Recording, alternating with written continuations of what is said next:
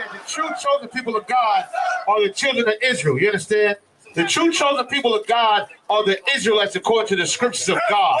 That's right. The true chosen people of God. You understand? Every other religion follows our prophets. The Israelites. They follow Elijah. They follow Moses. They follow Jeremiah, Nehemiah. They even believe in Christ because they know the true prophets of God are in the Bible.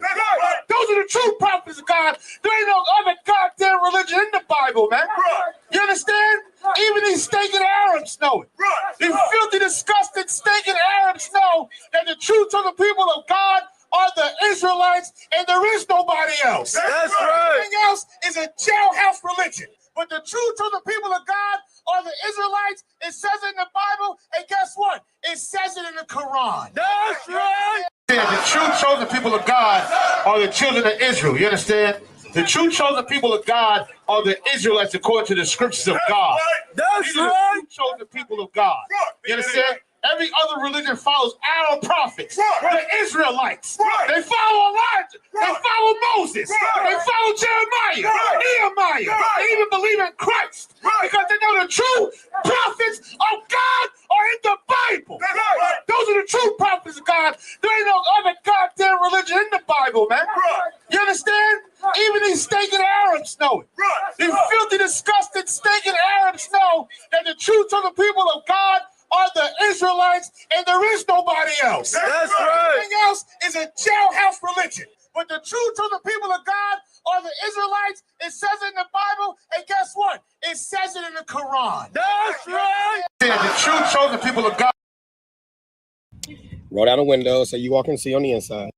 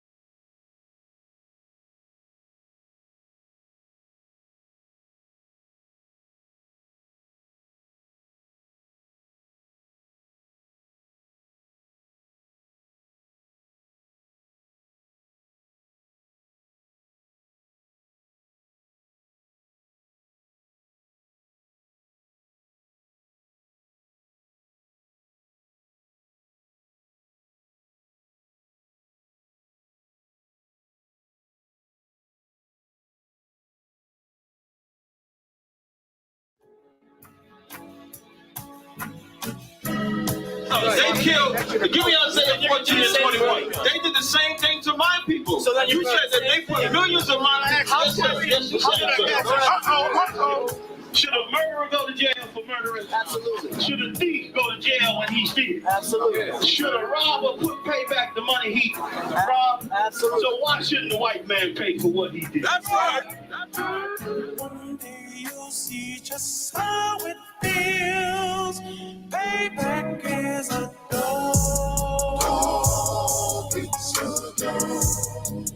Payback is a dog. It's a dog.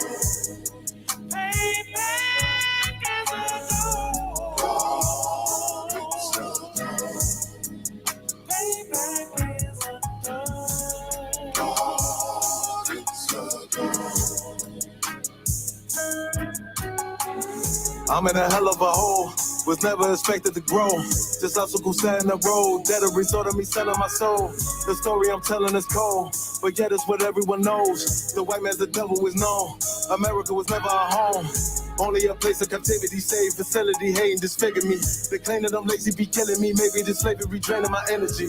400 years and counting. The trail of my tears is countless. The fact that I'm here is astounding, but I can't wait till this shit is surrounded. Ready to tangle my king and the angel, be ready to rap. Crack in the sky, nuclear missiles are making it official. I'm capturing every cracker surviving.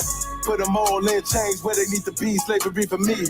And let the whole world see that with them in the cages, safer in the streets. Put the dog on a leash.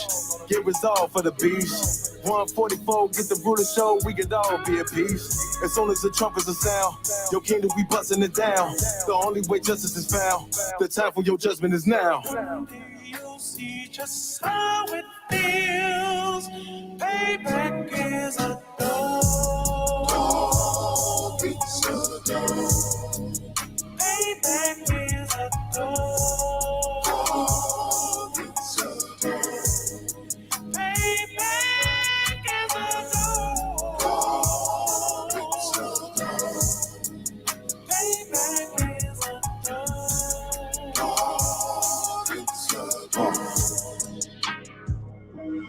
Look, ain't no remorse in my blood slump. It won't be no compromise. Now it's time to feed the worms. Watch his body turn to flies. I clutch iron while you trust the lies. The next Glock I buy gon' be Gen 5. I get it customized. And sending shots off like farewell. Praying payback come back around like a carousel. Still remember YAHANNA's words ringing in my head like bells. Said you in his body, you fit the Lord, fuck the cartel. Triangle choke, apply pressure to the game like I did Vondale. Payback's a bitch in a dress, she a bombshell. Revenge is served cold, I just hope they making oxtail. Glock fresh out the box, I swear it got that new car smell. Made myself a target in the world of mad shooters. There was design 5 for our babies to pass through. In the day of our king's reign, I'll be overzealous. They bought my jealous, I bought brand new parabellums. You'll see just how it feels. Payback is a door. Payback is a door. Payback is a door. Payback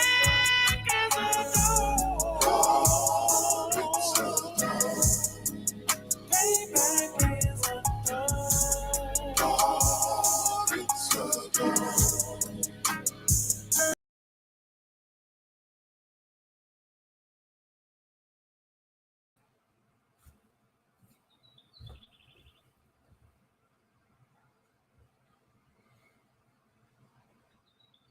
Salakia. Test 1 2 1 2. Hold up, cap up in here. Hey, shalom, I'm the one. How about you, Shabarakatah? Can you hear me? Yeah, how about you, man? Shabbat. Hey, I'm talking to him. You hear me good out of one? Con, I can hear you good. Come, most high in Christ. Most high in Christ. What's going on, sir? Not much. Everything to walk. Most high in Christ. Come on, let me just get some of the stuff out the way before we get started. All right, no sweat. Shalom to everybody. Yahweh Shem Al Baraka Thumb to all the brothers. Yahweh Shamar Al Thun Bashem Al to all the sisters, man. Back again. Chain Breakers Podcast. This is episode number 31. Episode number 31 of the Chain Breakers Podcast, brought to you by the I.S.U.P.K, the Israelite School of Universal Practical Knowledge. Started out of 1 West 125th Street, Harlem, New York. Ooh-wee, 31. And we're going to keep rocking out. The water to everybody that's tuning in today, that's been tuning in. We appreciate all y'all. We'll get a roll call later on when more brothers and sisters get up in here. You know what I'm saying? Also, let me first say shout out to my co-constituents. I got my other brothers coming in. She should be in shortly. But first and foremost, shout out to my Ottawa captain of 10,000 Yagarwap. You know what I'm saying? In the building. Rocking out from Oklahoma City, Oklahoma. How's the weather out there, Ottawa? Hey, it's good. It's all warming up a little bit. Most high in Christ. It's all warming up a little bit. Yeah, it's funny because we got our weather is kind of like similar sometimes, you know. Okay, come on. Only thing that's different between our weather and maybe where you are is like something like we have tornadoes. Oh, hell no. Good night. Yeah, it's tornado season, you know. Tornado season. That's crazy as hell, you know. Yeah, that's a rough one. Yeah, you know, so when the weather gets a little warm, you can't really celebrate like, hey, it's still warm. It's like, that's danger. That's like, damn, tornadoes coming. That's scary. I learned to deal with it. Good night. All time in Christ. As long as y'all staying safe out there, you know what I'm saying? That's the most important thing for sure. Yeah, You know what I'm God. saying? Come on. It's a lot. Got my brother. I think I'm gonna add him. I don't know if he had to turn his camera off, but he Kowal, I don't know if you hear me out, but you're on, but your camera's off. But whenever you're ready, you in here. You know what I'm saying? Also, Yarmark should be joining us shortly as well. Okay. But yeah, that's what it is, Ottawa. The weather out here is real funny. Yeah. Kind of do you think? Boy, no sweat. Weather out here is real funny. I mean, 1 minute it'd be like it feel like below freezing, then it'd be like 90 degrees, and then now it's like raining out. It doesn't make any damn sense whatsoever. Yeah. You know what I'm saying? Most high in Christ. But yeah, so of course, I had to start the show off a little bit different today. Or I want to start off a little bit different today because last week, I know you had to deal with some things. You went over to Kowal, so y'all came in a little bit later. You know what I'm saying? But I wanted to give you a chance. I don't think you had an opportunity to, to just talk about how that Passover was for you. I mean, you did talk about how you had some issues getting there, but I'm still reeling back from the Passover. It was such a tawab, and I don't want to say event, but this is our biggest feast. This is our biggest high holy day. Yeah, no matter Salakia, but no matter what, no matter what, it's like it's so glorious to be there. That's right. No matter what happens, like coming there or we're getting ready for it, like so many things happen, but it's like just being there, and it's like it's a commandment unto the Most High. We should have that much more reverence, for the Most High, man. Damn right. It shouldn't be people standing out saying, "Well, I would come, but dang, I've been working so hard, and I need to rest. I can't make it." You know what I'm saying? And like I went over in my class. I was saying some old people, the aged people, they can't move around like that. That's right. They cannot move around like that. It's like somewhere it's impossible for them to get there. And the Lord sees that, and the Lord understands that. That's right. But it's like if you just standing and you just saying, "Oh, well, I don't really feel like being. I don't like being around crowds." Right. Come on, man. Don't be so funky, man, and disrespectful to the Most High, man. That's right. Just to get there. I didn't even. Hey, Thab, I'm gonna tell you, it's so many people that I didn't see. I'm seeing pictures. I gotta stay tuned to pictures on Facebook. That's right. Because there's so many people I didn't see. It was that many people there. That's right. So many people that you didn't see, man. I say, "Oh, look at that, man! I didn't see that brother. I didn't see that sister." That's right. Damn right. You know what I'm saying? But just being there, man, it's just so glorious, man. Just being there, and like really reverencing the Most High, man. We got to learn to respect the Most High and understand He did something for us. That's right. And these type of things, these type of acts is going to bring Christ back. That's right. It's going to bring Christ to deliver us, man. These type of things, man, when we really reverence the Most High, really give respect to the Most High and say, "Hey, man, I'm getting to that high holy day. Hey, where's the I.S.U.P.K school in my zone? I got to get to holy day. I got to get to the class." When we start really doing that, you know what I'm saying?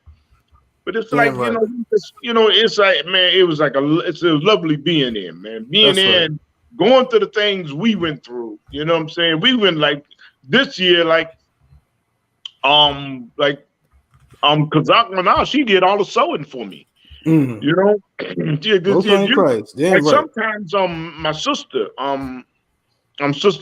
Kamala, she does like done some sewing and Kazakh do the sewing, but this year, Kazakh she did the sewing and everything, and she I mean, we fought through it. I mean, we were a team. We fought through it, and then that's it. The day we leaving, she came on the flower. Oh man. The day we was leaving, she came on a flower, and it was like, because she said it comes around at that time. So she was like feeling, she was like, it's going to come. She said, but I'm just going to. So I said, all right, let's just keep working, you know. And she was going to still rap with me, still drive with me, you know what I'm saying? But that's right. It was like, it hurt me when she just came and said, oh, it's that time, you know. And I was like, damn, you know. So she came with me and stayed in the room, you know, and everything. And like something funny, because when she came to the lobby of the hotel, so sisters, and they saw her and they wanted to come up and give her a hug. She said, oh, I can't get I'm unclean, you know. I got to go to the room, you know. So it's like that, you know. But it was just that special for her to be there. That's you know? And she was taking it like the way we should take it. Even though I'm unclean and I got to stay in a room, I can be there. That's right. I can be there, and we can be there. We can be there with our people, and we got to really reverence the Most High like that. Really respect the Most High and His order. You know, like that, man. You know, it's a beautiful thing that we had that Passover, you know, and all the things, and people don't know the things we went up against. That's right. People do not know the things we went up against, man. Right. You know, I'm gonna give a big shout out to my second in command in the garment department, and merchandise department, Rakar Ariyah of Boston. Yeah, that's right. Boston, because the brother was just like, man, he was all over the place. You know what I'm saying? And he was dealing with the devils that kept trying to, hey, you can't move that there. You can't move that there. Hey, you can't put that there. You know, and he just went all over, you know, he just went all around it. And I said, look, damn, McCall, way over there. Damn, man, you over there, you know what I said? And then I was getting a sister a table one time, and she said, oh, you know, that was thanking me. I said, hey, you got to thank my second, man, because he's doing the job, you know? Damn right. And then I was moving the space for a table, and I was like, damn. The whole crowd like parted, and here we're a car coming through with a table. You know what I'm saying? Damn right. People, you know?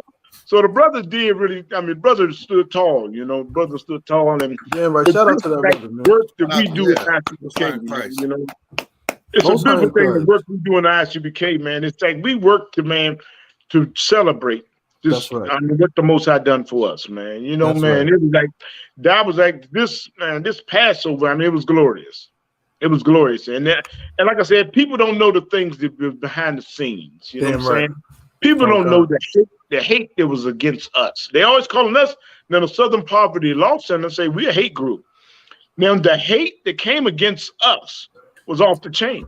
That's right. The hate that came against us was like crazy, you know. So and trying to stop us from celebrating what the Lord had us for us. You know what I'm saying? Right. So, but they didn't stop because the Lord's and you out there, people out there looking and watching us, and you just, I pray if you Black, Hispanic, and Native Indian, you just feeling everything and you want to come in. And even if you don't come in, just change your ways. Change your ways and start keeping the law, statutes, and commandments of the Most High. You know what I'm saying? So we can get out of here. We can get out. You know, just change your ways. And brothers, and I always tell brothers, hey, you don't have to come in and do classes and do shows and stuff. We're not gonna ask you to rap or anything. You know what I'm saying? You ain't gotta do that. You know, you just come to class. You know what I'm saying? Support the truth. You know what I'm saying? And the Most High's watching. You know, and the Most High, the angel's gonna give you a good report. That's right. You know, if you're doing something. You know, you're just not sitting there waiting for the Christ to come back. Hey, you know what I'm saying? That's right. But, man, but the Passover was glorious, man. You know, it's like, man, it's like something that it only come once a year. You know what I'm saying? Okay. And I pray just like every Passover did, maybe the next Passover can be in the kingdom. That's right. You know what I'm saying? It could be in the kingdom, or maybe we might be in the wilderness. You know what I'm saying? We might be in the wilderness, you know what I'm saying? And getting ourselves straight and, you know, training and everything, you know what I'm saying? You know, who knows? You know, maybe, hey, you know what I'm saying? But what we want in the I.S.U.P.K, we want, our king to come back and, you know, just get us out of here. That's right. Our King, Yahushua Christ, to come back, you know what I'm saying? And things like this and acts like this, righteous acts like this is going to bring them back. Damn right. Come on. Damn right. Well said, sir. That's and of course, you know what I'm saying? Couldn't get the show popping. You know what I'm saying? Couldn't get it going without introducing my brother, my A1, my day one, you know what I'm saying? Officer of 1,000 Kowal in the building. Holding it down. Christ, Cap, Shalom, Shalom. You know what I mean? Everything good. What's the word, bro? Hey man, watching the news, I'm seeing Russia and China get real cozy. No. I'm trying to stack up on all my brown, my good little liquor, so I can throw a bunch of $1,000, That's it. Well, yeah, I was telling everybody, man, these Christians, man, I feel bad for them, but I'm angered at the same time. I'll be real brief, but Please. I got a chain message. Your family, they sending you these long ass hallelujah prayers from somebody, auntie or grandma or something, right? So I get this long ass hallelujah prayer on my phone, and all of a sudden I'm reading it, and as I'm reading down, it's like, Lord Jesus, bless them and keep them, and all the Christian stuff. And then it gets to the point where it's like, and we hear about the wars and rumors of wars. Lord, we just pray for peace on earth. I said, good night. Oh, goodness. I said, good night. They praying for peace on earth, brother. What the hell? What are they teaching in these churches, man? No, boy. we just stood and turned and faced the east in the Lord's Passover and prayed for destruction. We are in two totally different, I'm saying, atmospheres. Like they have no clue what's about to happen. That's right. That's why it's so important for us to keep doing this work, because if not, they're gonna be lost in the sauce, man. It's crazy. They pray for peace on earth. That's heavy. God damn! I mean, it just hit me. I was just, I'm not about to read all these, Lord bless them and keep them. I'm just gonna skip down. And I saw peace on earth. I said good night. I just want to let y'all know that the Christians are still at it. They still haven't learned yet. It might take a little more Dylan Roofs to get them to wake the hell up. You know what? I'm glad you said that, Kawal. We're gonna start with a story that. Shout out to Officer Yanazar. I don't know if you tuned in. Officer Yanazar sent me. I'm gonna go start here with the stories for today, because of what you just said. That was so heavy, bro. It is very sad. I can see why you say, you almost, it's almost like you feel sorry for them, because they pass as lying to them so bad. You know what I mean? And it is truly the mark of a slave, man. Like, that's a slave. Peace on earth. Peace on earth. You know what I'm saying? When we know that Christ said he's not coming to bring peace, he's coming to bring a sword. Right. But we understand in the I.S.U.P.K, as Captain Cotters has said so eloquently, that you cannot be free without your oppressor being destroyed. That's right. Period. So that's why we said we're gonna get some brown liquor. That's why we said we're gonna get something and put it in our glass and say La Yasha'Allah when the destruction happens, because we know we cannot be free unless his empire crumbles. That's right. Period. It can't happen. Right. Cap, you have something, sir? And Salakia, we living in the times of revelations. I mean, Revelation 6:4 says that the Lord has put a spirit into the earth to take the peace from the earth. That's right. Right. So you Christians out there, you are crazy because you don't even understand the Bible.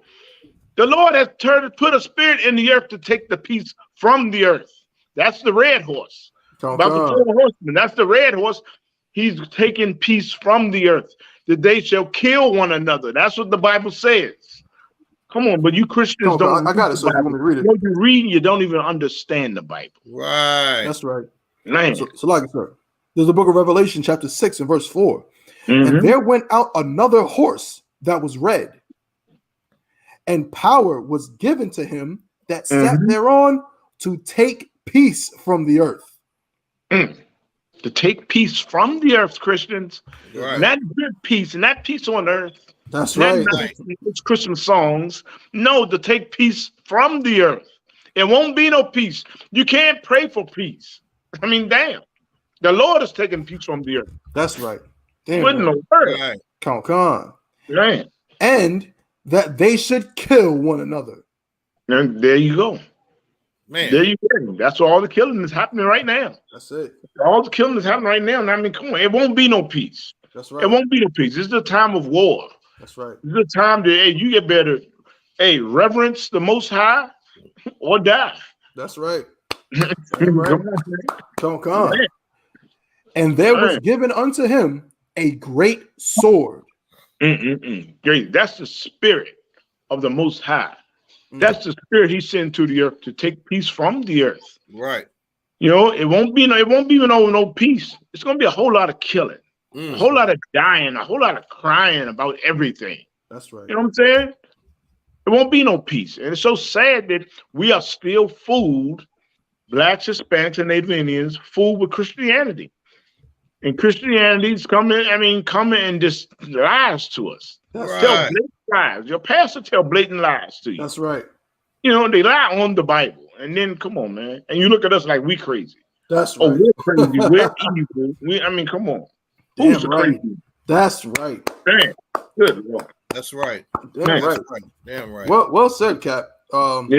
It's truly disgusting. You got to feel bad for them in some ways, but you know, like you said, Cap, man, they don't read the Bible. They don't read the Bible to even know what it's saying. You know what I'm saying? But guess what? There is a little bit of light at the tunnel. I got this article. Was there anything you wanted to bring up before you go into the first story? Well, one quick thing about Calvin, Oklahoma. Okay, please. And the reason why if you're Black and Scandinavian, you can't trust the oppressor because they're crazy. I mean, something's wrong with them, you know. Well, in Calvin, Oklahoma has a population of 319. This little town. Okay. It's about area, but it's about 578 acres. All right. Okay. So the sheriff was arrested for selling meth. Oh. The sheriff. You know. So now it's like they had a new sheriff. There was a lady came and she took over it. But now she dropped out. She just stepped down. You know what I'm saying? So it's like Calvin, Oklahoma. Right? It's like those little, and you get like Oklahoma. The state of Oklahoma is it's a big state. It's like a big size state. But you have so many little towns like Calvin, Oklahoma, with oppressors like that in there. You know what I'm saying? Of course. So if you Black and Scandinavian, understand I.S.U.P.K. and the Commander in Yohana when we say the oppressor is the devil, the Bible speaks Right. of. That's right. There's no right. That's right. You know what I'm saying? And that's just a little tidbit. I just thought I'd throw that little tidbit in there, you know, but it's so much more like them in the state of Oklahoma. You know what I'm saying? I just pray I pray we get all our people out of there, like give them this truth, and they come out of this place like spiritually, you know, before the Lord just sends a lightning strike and just burns Oklahoma, the whole state of Oklahoma. That's right. Good night. Good. I yield. Come on. You got something cool? Oh, I'm ready to rock and roll, brother. Most High in Christ. Let's get it. All right. So this is a little. This one's a doozy. This one, again, shout out to Officer Yanazar. Shout out to everybody tuning in. You know what I'm saying? Chain Breakers Podcast, episode number 31. We rocking and rolling. You know what it is. I.S.U.P.K, man. 1 West, 125th Street, Harlem, New York, right? So we're going to bring the stories to you and give it to you live and direct what's going on up in this place. So check this out. So going back what Cap was saying, what Officer Kowal was saying, this story right here, it somewhat warmed my heart, you know, when I see things like this. Now, of course, it comes not perfect in the world, you know what I'm saying? Of course, we in the truth in here. So we are able to kind of look at things a little bit differently. But nonetheless, I saw this and I said, oh man, that's a pretty good thing. That's a good start. All right.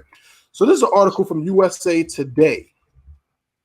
It says most Latinos in the United States used to identify as Catholic, not anymore. Oh wait, let me present this so y'all can see this clear as day. So you know I'm not just, I'm not jiving you and just making stuff up. This is what your publications are telling you. Yes, most Latinos in the U.S. used to identify as Catholic, not anymore. Salakia, let's get this out the way. Bear with me. Here we go. Salakia, going slow. Here we go. I might have to just go ahead and just read it from my phone. This is going way too slow. Okay, here we go. It says the number of U.S. Latinos identifying as Catholic has dropped dramatically over the last dozen years, while those who claim no religious affiliation has tripled, a national research group has found. While Catholicism remains the most popular faith among the population, the portion of Latinos who identify as Catholic has fallen since 2010 from 67% to 43%, the Pew Research Center reported Thursday. Meanwhile, Latinos who describe themselves as atheist, agnostic, or nothing in particular grew from 10% to 30%. This is the quote. Historically, it was the case that most Latinos in the U.S. were Catholics, but that's just not true anymore, said Bashir Muhammad, a senior researcher for the center. Salakia. That's the advertisement. Okay. Oh, Salakia. Here we go. My bad. Okay, got it. The findings were gleaned mostly from the Center's August 2022 national survey of 7,647 adults, which included 2,039 Latinos, weighted to match the overall U.S. population in terms of age, gender, education, place of birth, and place of origin, among other factors.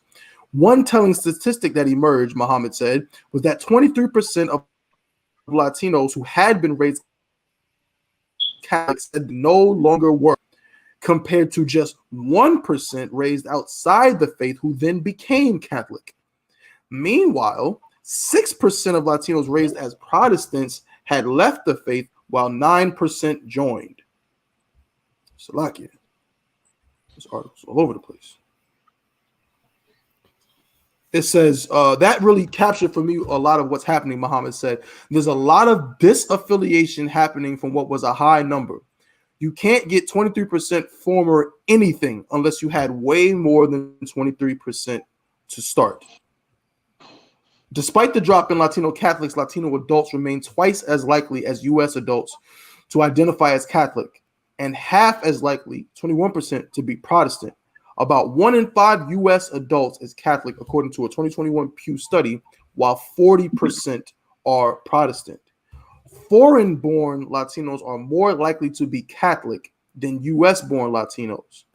The center's analysis found Catholics also comprised just over half of those who speak mostly Spanish and those in age groups 50 and older. I'll read one more before we get into it. While the share of Latino Protestants has stayed about the same, the groups most likely to identify as such were Republican and Republican-leaning Latinos, who comprised a combined 32% compared to 15% of Democrat and Democrat-leaning Latinos.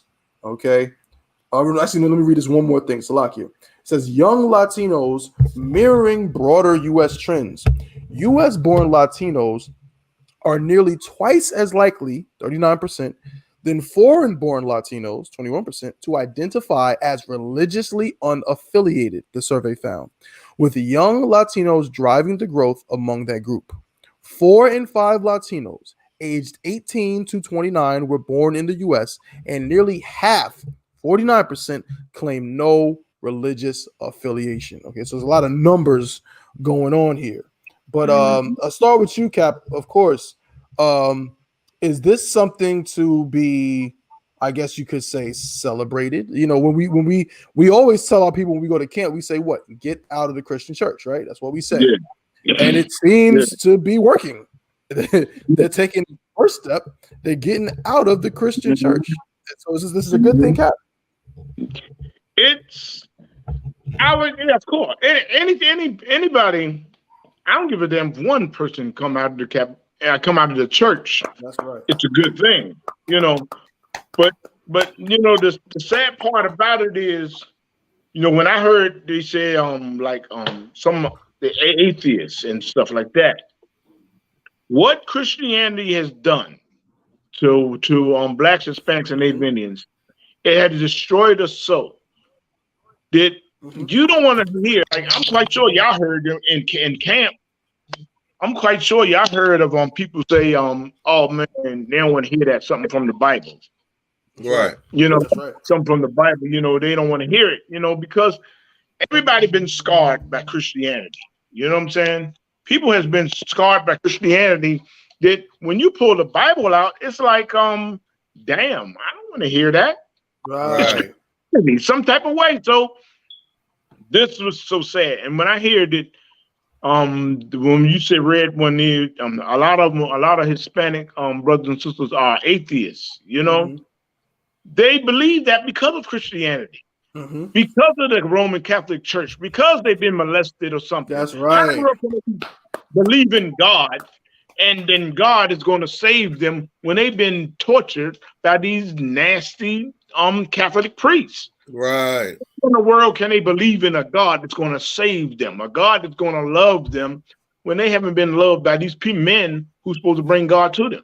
That's right. So it's like, it's terrible. So what happened to our people? That's the destruction of our people. That's what Christianity has done to us. This is why we can't believe in the Most High. This is why we don't even want to pick up the Bible. You know, this is why the fight is hard for us when we go out in the street and we holding the Bible. So many people looked at us, man. Oh, y'all reading the Bible? Oh, man, I remember guys just walking off. Oh, y'all right. Man, y'all reading the Bible. They just turn their back and walk up the street because of Christianity, because of not understanding about the Bible. You know, the misinterpretation of the Bible. You know, you get people like interpreting all types of BS on the Bible, telling lies on the Bible, and they learn it from the Christian church. Right.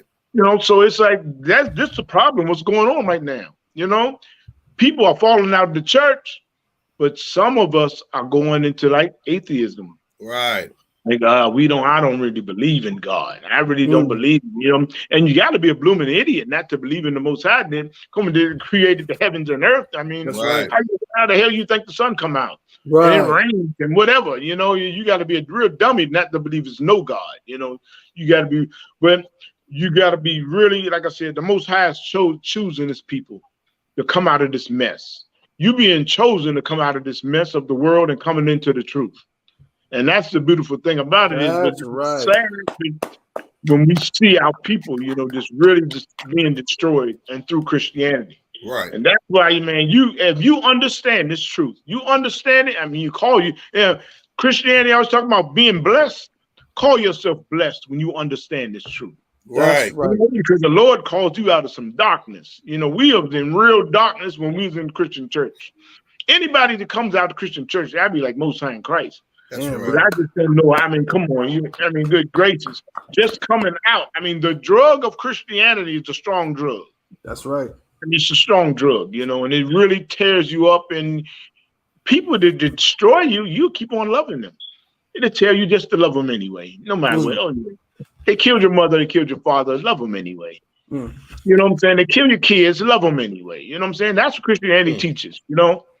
And the Bible doesn't say that. That's right. You know what I'm saying? The Bible doesn't even say that. You know what I'm saying? But we've been got pastors lying on the Bible. You know what I'm saying? You get big, crazy, big tooth people like Steve Harvey talking all the time about Africa and come on, man. Yeah. You know what I'm saying? So we are just really messed up as a people.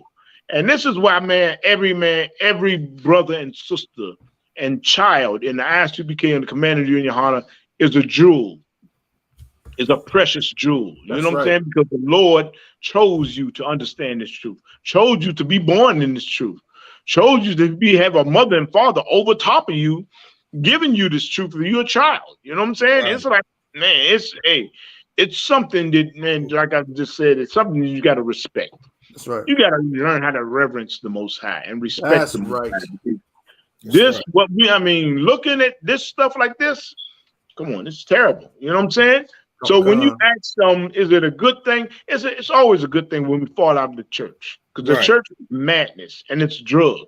The church is like opioids. The church is crack cocaine. The church is acid. It's acid. Church is every evil drug you can think of. That's Christianity. You know, so it's all the bad things. Church is homosexuality, you know, everything that goes against God. That's what church is. That's what Christianity is. You know what I'm saying? So that's a start of us falling out of the Christian church, you know.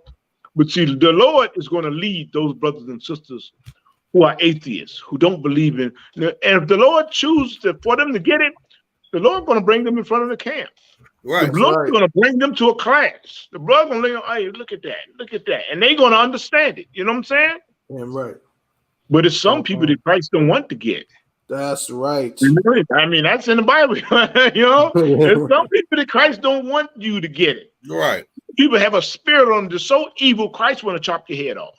Right. You know, it's some of you stood in that right in front of when Christ was on a cross and said, crucify him.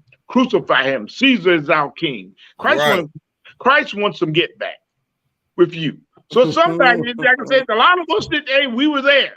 You know what I'm saying? You know what I'm saying? Because we were reincarnated. You know what I'm saying? So we were there, all of us. We were there. You know? So it's like, you know, some of us, Christ don't want you to get it. That's right. He wants to cut your head off. That's right. You know what I'm saying? So you just constantly coming against the truth, and I don't see why this, and I don't see why that. Right. Why would the Lord do that? I just don't understand. Well, Christ don't want you to understand it. That's the most right. don't want you to understand it. You know what I'm saying? He wants you to chop your head off. You know what I'm saying? So if you don't get it, you don't get it. Okay, all right. You know what I'm saying? But it's going to be brothers and sisters who the Most High want to get it. That's right. You know, and that's a beautiful thing. You know what I'm saying? It's not like people thinking like, hey, it's like something like yeah, I can go here. I got a choice to come in, or I got a choice to do that and do that. No. Hey, the Most High's picking his people. That's right. He's picking his people. Right. Then some people one day, one stubborn Negro is going to be like, man, I don't believe them dudes crazy. And then he's going to get the shock of his life. And he's going to change his ways, and he's going to come into the truth, you know? Right. Something like that. That's just mercy from the Most High. That's right. You know, that's a long suffering from the Most High that he just waited till this Negro did this and that and gave him a chance. And that's just mercy from the Most High. You know what I'm saying? With all you out there sitting on the fence, talking all that mess against us, I mean, you know what I'm saying? That, hey, may the Lord have mercy. That's right. That's it. Right. I hear it, brother. Well said, Cat. Yeah, right. Most High in Christ. Let me just read just a tiny bit more, and I'm coming to you, Kawal, of course, because I definitely want you to expound as well. So I just want to get this next little paragraph. If you just bear with me just a moment, Salakia. Here we go. I'm just gonna read it from the phone because the website is like real like wacky. Shalakia. It says religious disaffiliation among young Latino adults reflects a broader phenomenon taking place across the country, said Matthew Wilson, a political science professor at Southern Methodist University in Dallas. This is a quote. There's a tendency among young people of all ethnic groups to disaffiliate from social and cultural organizations of all types, Wilson said. For younger people who live so much of their lives in a digital space, their affiliation with tangible institutions has really waned, and that has hurt religious organizations. For Latinos, that can also mean a shedding of traditional identity. A lot of older Latinos have expressed concern about young people drifting away from their roots, Wilson said. They're less likely to speak Spanish, to know much about the history of their homelands, and less likely to attend Catholic churches.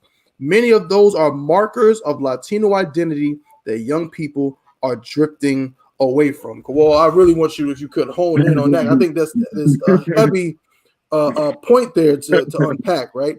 Because we have it broke up at the last part. What'd you say? You said drifting away. Salakia. Let me read it again. It says many of those are markers of Latino identity that young people are drifting away from. So I heard that part. Okay. Right. Okay. So this is older Latinos saying that they're concerned about the drift away from what? From Catholicism. And they say the young generation, they're not speaking Spanish as much. And notice it said something about they don't know the history of their homelands. Right. Now, because you're a priest and prophet like myself, and because we're all I know going on. So please, if you could expound on that. These older Latinos who are seeing this shift away from Catholicism and complaining about it, what do you see when you see that? What's that about, if I could, Salakia? Man, it reminds me of my family coming from a bunch of, I'm talking about super duper 7-Day Adventists. I'm talking about, to the T, some of the most pompous, arrogant. 7-Day Adventists think they're the remnant church and nobody else. And there's a scripture they use in the Bible where it talks about a falling away. They believe that falling away is happening now, meaning people are falling away from the church. Mm-hmm. So it's expected for the Latinos. And think about it.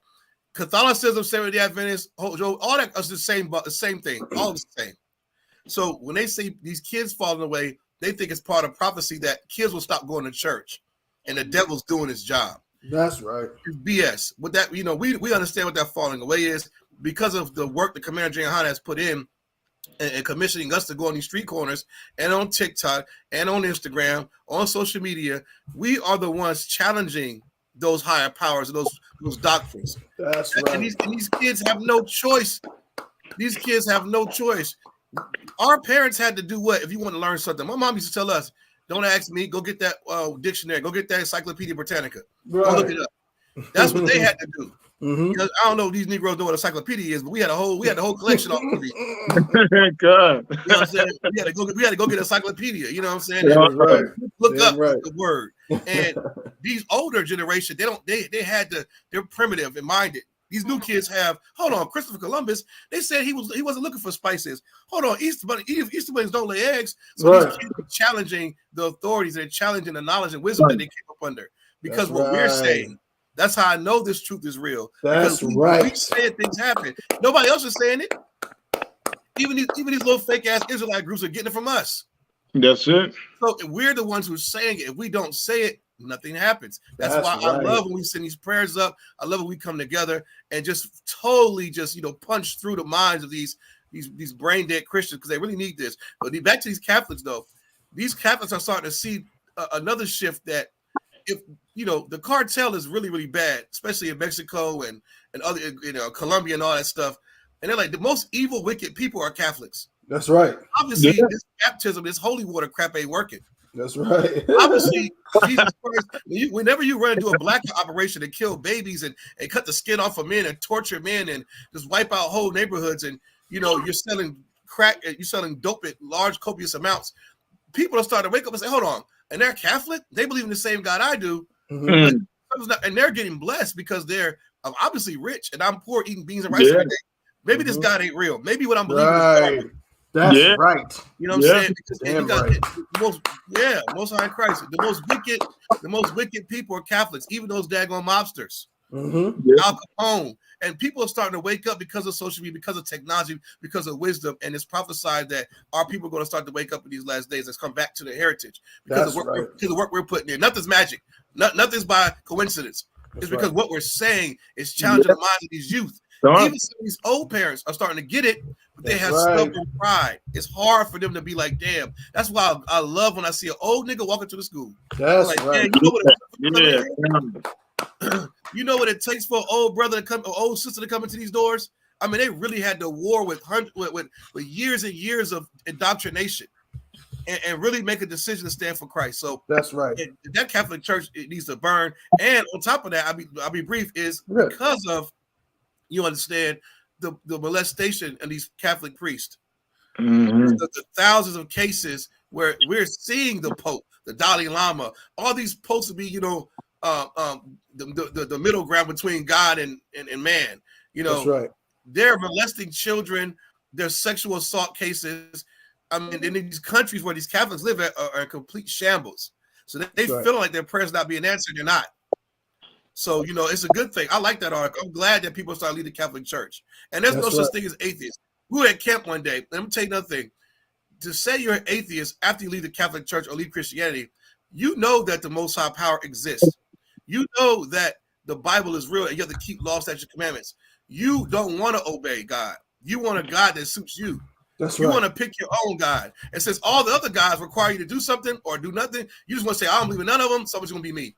There was a little gay kid that came up to the camp one time. He was in high school, and we were talking to him, and somebody said, are you gay? He was like, I am. He's like, I'm also an atheist. He was like, so what used to be? I used to be a Catholic. He said, but I started learning, and it's all BS. I just want to do my own thing. Yes, you skipped over the part about being a Hispanic boy and following the laws of God because you're an Israelite. You want to do your own thing and be an atheist. When that plane start crashing, don't pray to God then. Right. That plane start crashing. Well said, brother. Well said, my brother. That's it. My brother, Officer of 1,000 Kowal, always coming through with the heavy metal, as Captain Yagar always say. Speaking of heavy metal, shout out to Officer of 1,000 Kowal. What you are looking at is a shirt made by my brother, doing it up to the golf department out here in North Carolina. Don't worry, bro. I got you on that bread. I ain't forget about you. Nah, you could stay up. You feel me? Stay up merch. Stay website up coming soon, merch. You know what I mean? Yeah. Okay. All right. Stay up entertainment. Stay up merch. All that coming soon. All right. Okay. All right. Right, you heard it here first, folks. Stay up merch. Stay up entertainment. You know what I'm saying? It's going down, man. You know what I'm saying? But no, but the water for that, Officer Kowal. Such excellent points. And if I could just piggyback on what you're saying, man, it's just so heavy. And I'm seeing the same thing too. You know, I'm seeing the same thing with the old guard. And that's another thing I learned too, man. And I love my people. But one thing about old people, and I say old again, I'm not shaming nobody. I mean, the Lord willing, we all want to get up in age. Right. But one of the dangers sometimes about getting up in age is not only do you become senile, but when you get older, you almost have like a pompous, like Kowal said, this arrogance because you've been here a while. Yeah. Mentality, like, oh man, like everybody else, y'all young, y'all ain't been through nothing. But guess what? A lot of times it be the older ones who have the hardest time letting go of their feelings. Meaning what? Meaning you was born in 1950 and your grandmother passed away, your family passed away, and you got all these memories and all this nostalgia in your mind. And now that nostalgia means so much to you, you can't let it go. Right. Everything in your childhood was good. So now, the young generation, they're so wild and there's no parenting. Well, your mother was beating you to death. That's not good just because it's old. Right. You know what I'm saying? Your mother had 10 and 15 men, a new boyfriend every month. That's not good just because it's old. You feel what I'm saying? Like they a lot of brothers and sisters tend to have that nostalgia thing. And something I learned when I came to the truth, man. There's nothing wrong with reminiscing and saying, oh man, those good times. But there's a limit to nostalgia, okay? You know what I mean? I'm not going to be so nostalgic about the family I used to have that I forget about the one that I have now that's way better than the one I used to have. You know what I mean? So our brothers and sisters have to let go of that nostalgia. Just because you had a nice, I don't know, you had little friends in the Catholic Church when you were an altar boy, what about the fact that your altar boy friend got molested? What nostalgia does he have? You know what I mean? So we got to let go of some of these things and to see that now the younger generation, that's why, listen, I consider myself, I'm old. But when I see that the younger generation is starting to not be afraid to be like, oh, no, that church is nonsense. Oh, no, that's nonsense. I'm happy that they do that. But as Cap said, that you nasty Christian pastors have turned them off to the Bible because you told them, you convinced them you were teaching was in the Bible. But it's not the Bible. The Bible doesn't say you can molest children and that you gotta and you molest children and then they gotta forgive you and hang out with you at the Thanksgiving table. You know what I'm saying? Like nothing happened. That's not in the Bible. You know what I mean? The Bible doesn't say that you can sell drugs to your people. The Bible doesn't say that you can murder, like Officer Kowal was saying, man. These cats in Colombia, some of the most vicious drug lords on planet Earth. Exactly. And then what do? They go after they finish murdering somebody or selling some drugs. They go into a room and pray to Ave Maria. You know what I'm saying, or whatever the case may be.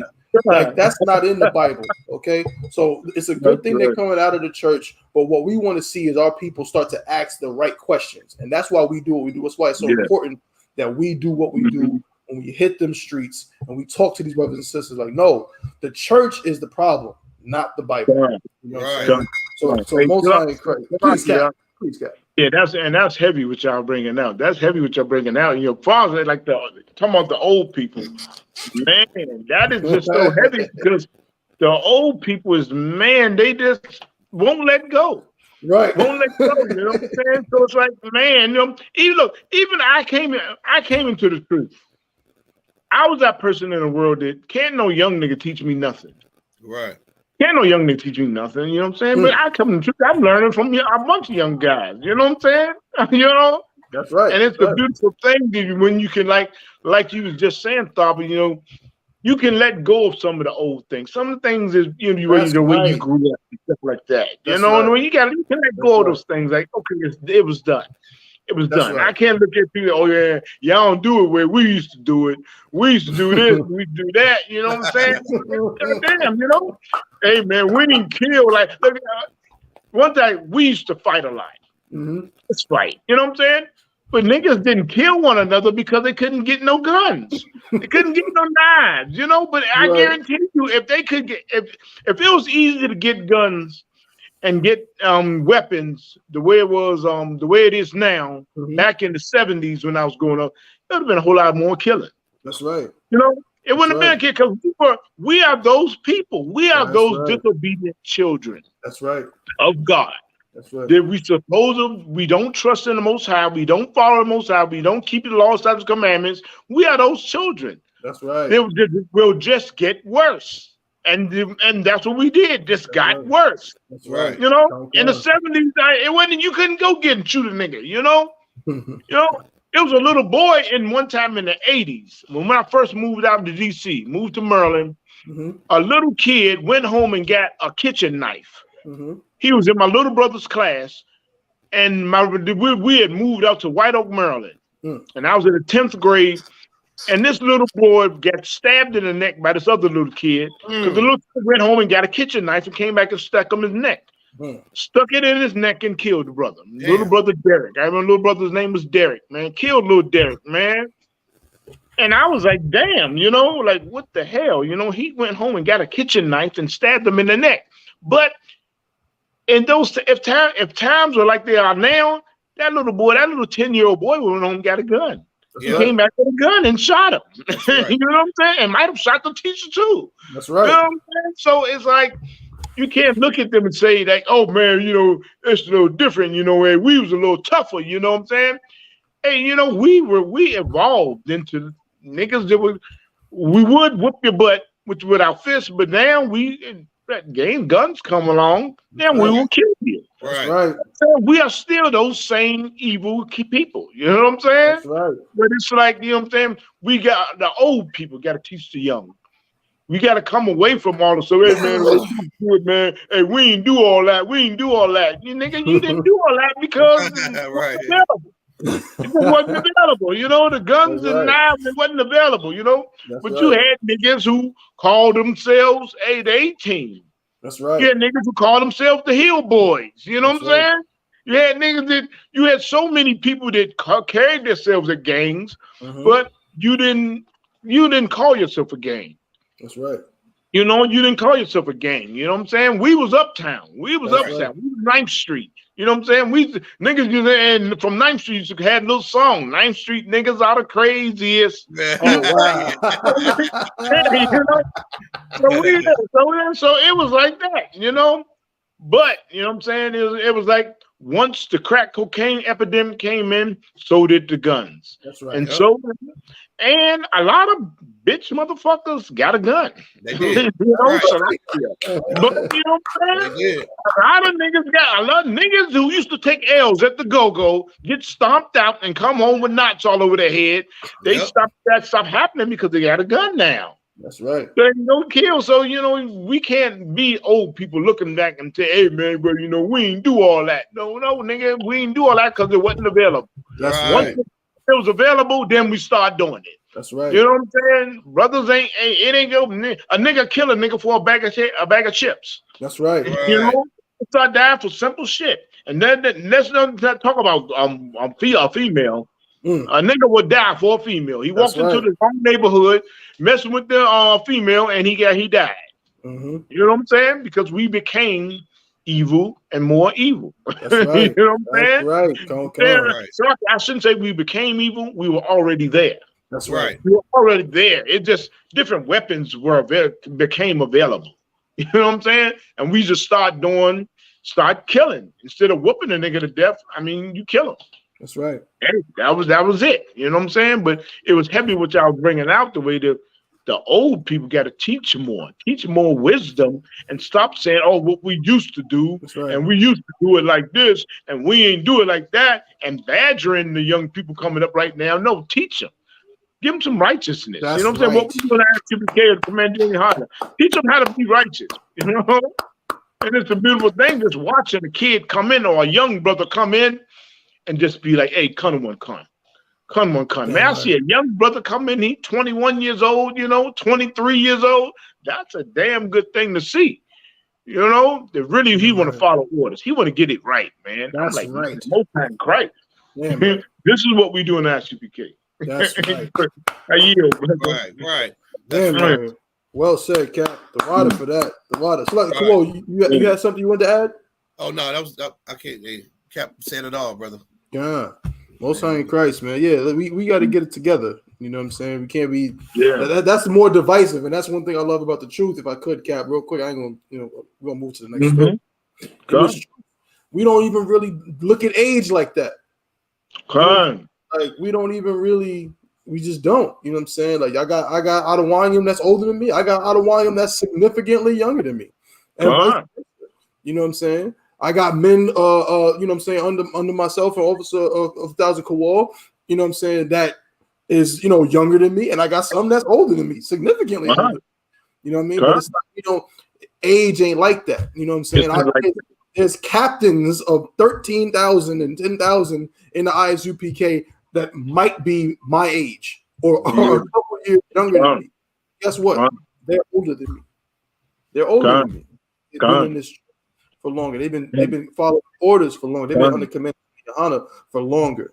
You know what I'm saying? And that's how we deal with that. You know what I'm saying? You see me, you see Officer Yarmak in the world. He's significantly younger than me in the world, but you wouldn't know the fact that we just came up in this together. Right. You know what I'm saying? So wall and bunker wall. You know what I'm saying? So that's the difference between how we do things here versus how things are in the world. Salakia. And Salakia, Thaba, just right quick. You good, Cap? Right quick. I came into the school by Captain Soccer War. Captain Soccer War is my nephew. I'm 18 years older than Captain Soccer War. I held him as a little baby, a little loaf of bread, like he was a little when he was the size of a loaf of bread. You know what I'm saying? You know what I'm saying? And always been around him, And we just he was just like, hey, my little buddy. You know what I'm saying? I used to come in and I used to vent to him. I used to come in and be so mad and didn't understand oppression. Didn't understand oppression that I was oppressed. So I would vent to Captain Soccer Boy. He's a little kid. My supervisor did this and that. You know what I'm saying? But coming into the truth, now, hey, he's over me in the truth. You know what I'm saying? He's over me in the truth. And now it's like, you know what I'm saying? That same kid that grew up and now he's a man. That's right. And now something I be calling him, hey, what about this precept, man? We talk about things, stuff like that. And stuff like that. And hey, you know what I'm saying? We don't grow like that. Right. And so as far as like in the world, and as far as age-wise, as far as age-wise, like I said, I'm 18 years older than him. You know what I'm saying? But it's like he's over me in this truth. Right. He's over me in this truth. You know what I'm saying? And it's a beautiful thing that when you develop that relationship. That relationship, he's 18 years older than me, but I can say "Kun one Kun." Right. Right. Right. I can say "Kun one Kun." Hey, what the hell? And any other captains or maybe generals is older than me. Right. I mean, just maybe younger than me. You know what I'm saying? I can say "Kun one Kun," man, because this is the Lord's work. It ain't no crazy street gang shit. Salakia. This is the Lord's work, and this is the way we're supposed to operate. And being like that, respectful to one another, like that, things like that is going to bring Christ back. That's right. That's it. Most High in Christ. Moving right along here, we'll get into another story. And this story right here, just kind of I seen it. I said, well, damn. I mean, what the world we live in. And again, if you're not in this truth, man, I'm very afraid for you, because this is the kind of things that's going on in this world that you wouldn't think you would see.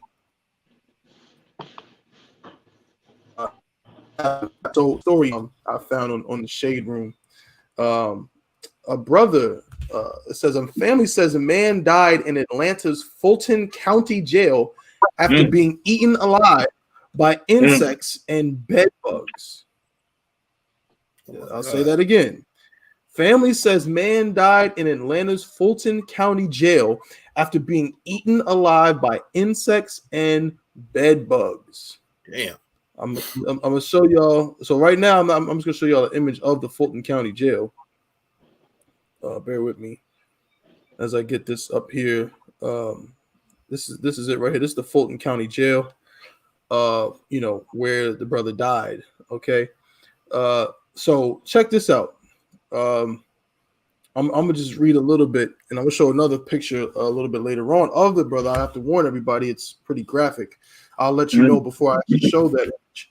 But it says the family of LaShawn Thompson is seeking a criminal investigation after he died in Atlanta's Fulton County Jail. They claim LaShawn was eaten alive by insects and bed bugs. The family's attorney, Michael Harper, explained the situation in a statement released on social media. Last year, police arrested Thompson on June 12th on a simple misdemeanor battery charge. Authorities reportedly placed LaShawn in the jail's psychiatric wing for unspecified mental health issues. Salakia. Let's see where this next part goes. Okay. Within 3 months, Harper says LaShawn was found dead in a filthy jail cell after being eaten alive by insects and bed bugs. Harper also published graphic photos of LaShawn with what appears to be bugs all over his face and inside his mouth. In another shot, black and brown specks all cover Thompson's torso, neck, and thin arms. His stomach appears sunken with wrinkled skin and a darker hue. This is a quote. The family approved photographs attached to this release show that the jail cell Mr. Thompson was housed in was not fit for a diseased animal. Wow. He did not deserve this, Harper's statement said. 2 additional images show the jail cell's condition, which looks like a scene from an abandoned site. Rust and chipped paint covered the bed frame and desk in the cell. Dirt and grime cover the mattressless frame and desk cubby holes. Meanwhile, the floor appears filthy, covered in dark-colored blotches, pieces of paper, a sandal, and some clothes. The toilet seat is covered in more grime, unclear if it's feces based, but the bowel water also had brown and tan residue. A filthy mattress with a white tarp-looking spread was placed near the cell's entrance. The floor near the toilet, sink, and bed also appears dingy, disguising the floor's grayish color as dark brown. Okay, so I have to issue a trigger warning for the following photos that we are about to show, but I think it's important for people to see what was just described. So if you are squeamish about these things, then you might want to just listen in instead of viewing this. But let me get these images up here so you can see. Bear with me. All right, y'all see the screen? I see the screen. Yep. So these are the images of the brother. I'm going to scroll down. He was dead in these pictures? Yes. Right? You see, that's the brown. See that? When they talked about his stomach being sunken in with all the little brown spots and things like that. You can clearly see flies, different insects all over his face here. Okay. And then if you look at the condition of the room that he was in. Good. All right. Yeah. Damn. Salakia. Damn. Man. So the attorney says jail staff did nothing to help LaShawn Thompson. The family lawyer Harper also revealed that jail records show staff were privy to Thompson's deteriorating condition but failed to act. Harper's statement said, it's a quote, jail records obtained via a GA open records request established that the detention offices and medical staff at the jail noticed that Mr. Thompson was deteriorating, but did nothing to administer aid to help him. They literally watched his health decline until he died. When the detention officers found Thompson's body, Harper says one of them refused to administer CPR. The officer reportedly said she freaked out. Last September, the Fulton County Commission agreed to renew a $27 million contract for physical and mental health services for inmates, per CBS Atlanta. But Fulton County Sheriff Patrick Labatt asked for an additional $6 million to address employee retention, overtime, and overcrowding issues. At the time, Sheriff Labatt revealed that Fulton County Jail had 3,600 inmates. The population had increased by 1,400 over the last 2 years. Of the 3,600, 428 inmates were reportedly sleeping on the floor. He also revealed that detention officers find hundreds of weapons in the jail daily and handle frequent inmate stabbings. I'll read a little bit more before you get into it. You have 3,500 plus points of data that show the dangers of where we are and the crisis that we're in, Sheriff Labatt said. According to Harper, Thompson family wants someone to be held accountable for their relative's death. This is a quote, "The Fulton County Jail must be closed and replaced," Harper's statement said. Very, very, very sad. Very tragic to see. Again, those images I know were quite graphic. A simple misdemeanor battery charge, and now the brother's dead and died in a horrible. I mean, he didn't go gentle. He didn't, I'm gonna just keep it real from me. I mean, I'd rather just take a bullet. That's just shoot me in my head, end it like that. It would have been better off for him to be in a gang and do a shootout in the street and catch one in his head. That would have been an easier way, a better way to go about subtle torture. So I'm gonna open up the floor. Whoever wants to go first. I mean, just what's your first thoughts when you see something like this? I mean, it's terrible. I mean, come on. I mean, what you said. I mean, torture. It was a torturous death. I mean, come on. I mean, words can't. I mean, that's like. If anybody have any encounters with bed bugs are, man, gracious. Bed bugs will get around like Tupac.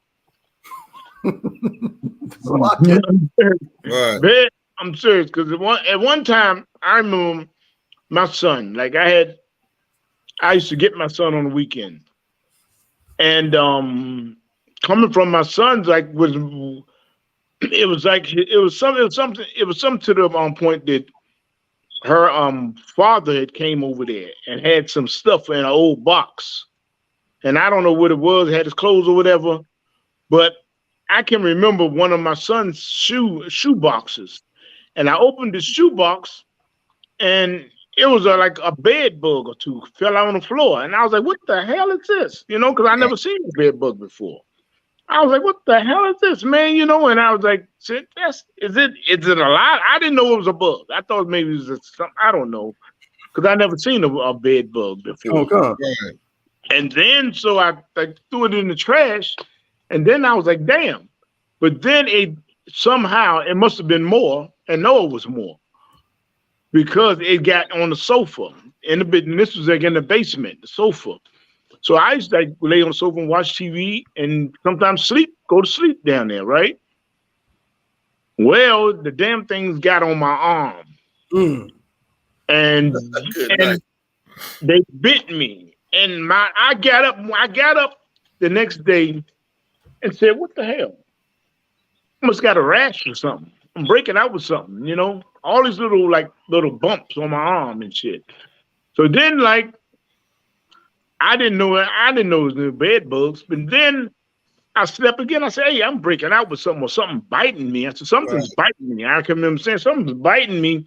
And I looked on the side of this little sofa in the inside of it, and there was like so many of these little red bed bugs. And I had to throw the whole sofa away. I had to throw the whole sofa away. But I mean, they were. If you see, cause the bumps on my arm got worse. Got worse. Like so, I went for about a good maybe 4 days to a week, maybe. Like laying on that sofa and then like waking up and my arm is like, what the hell? Not knowing it because I didn't see nothing. Right. It was like you will wake up and see something crawling on it. It was like I will wake up in the morning and nothing's on my arm. I mean, I don't see no bugs, but I got a bunch of bumps and stuff and sores on my arm. Good night. And the shit was brutal. It was brutal. And then man, I was like, oh, this shit is like, and it was painful, like. Right. Okay. You know, so I'm just like, wait a minute. So that drove me when I think the 5th day, it drove me to wait a minute. I got to see if something's on here. So I lift the whole sofa up. It was nothing on the bottom. Then I saw on the side, it was like, man, so many of them in there. I said, what the hell? I was like, man, and I remember I showed saying, look at this shit, you know? and you know, and I got some spray and stuff and sprayed, and I said, no, we gotta, if they're in the sofa, we gotta throw the whole sofa away. And we threw the whole sofa away, you know? But I know they're brutal. They're brutal. I mean, they're brutal.